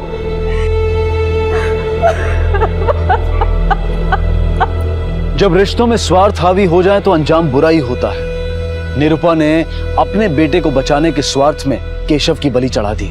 रश्मि भी केशव की मौत के लिए कम जिम्मेदार नहीं है। उसने केशव का इस्तेमाल करते हुए इस जुर्म की कहानी का बीज बो दिया। सुरेश ने कभी अपने बेटे केशव के मन की बात समझी ही नहीं। उसे आगे बढ़ना है, ये करना है, वो करना है, बस इसी में उलझा दिया।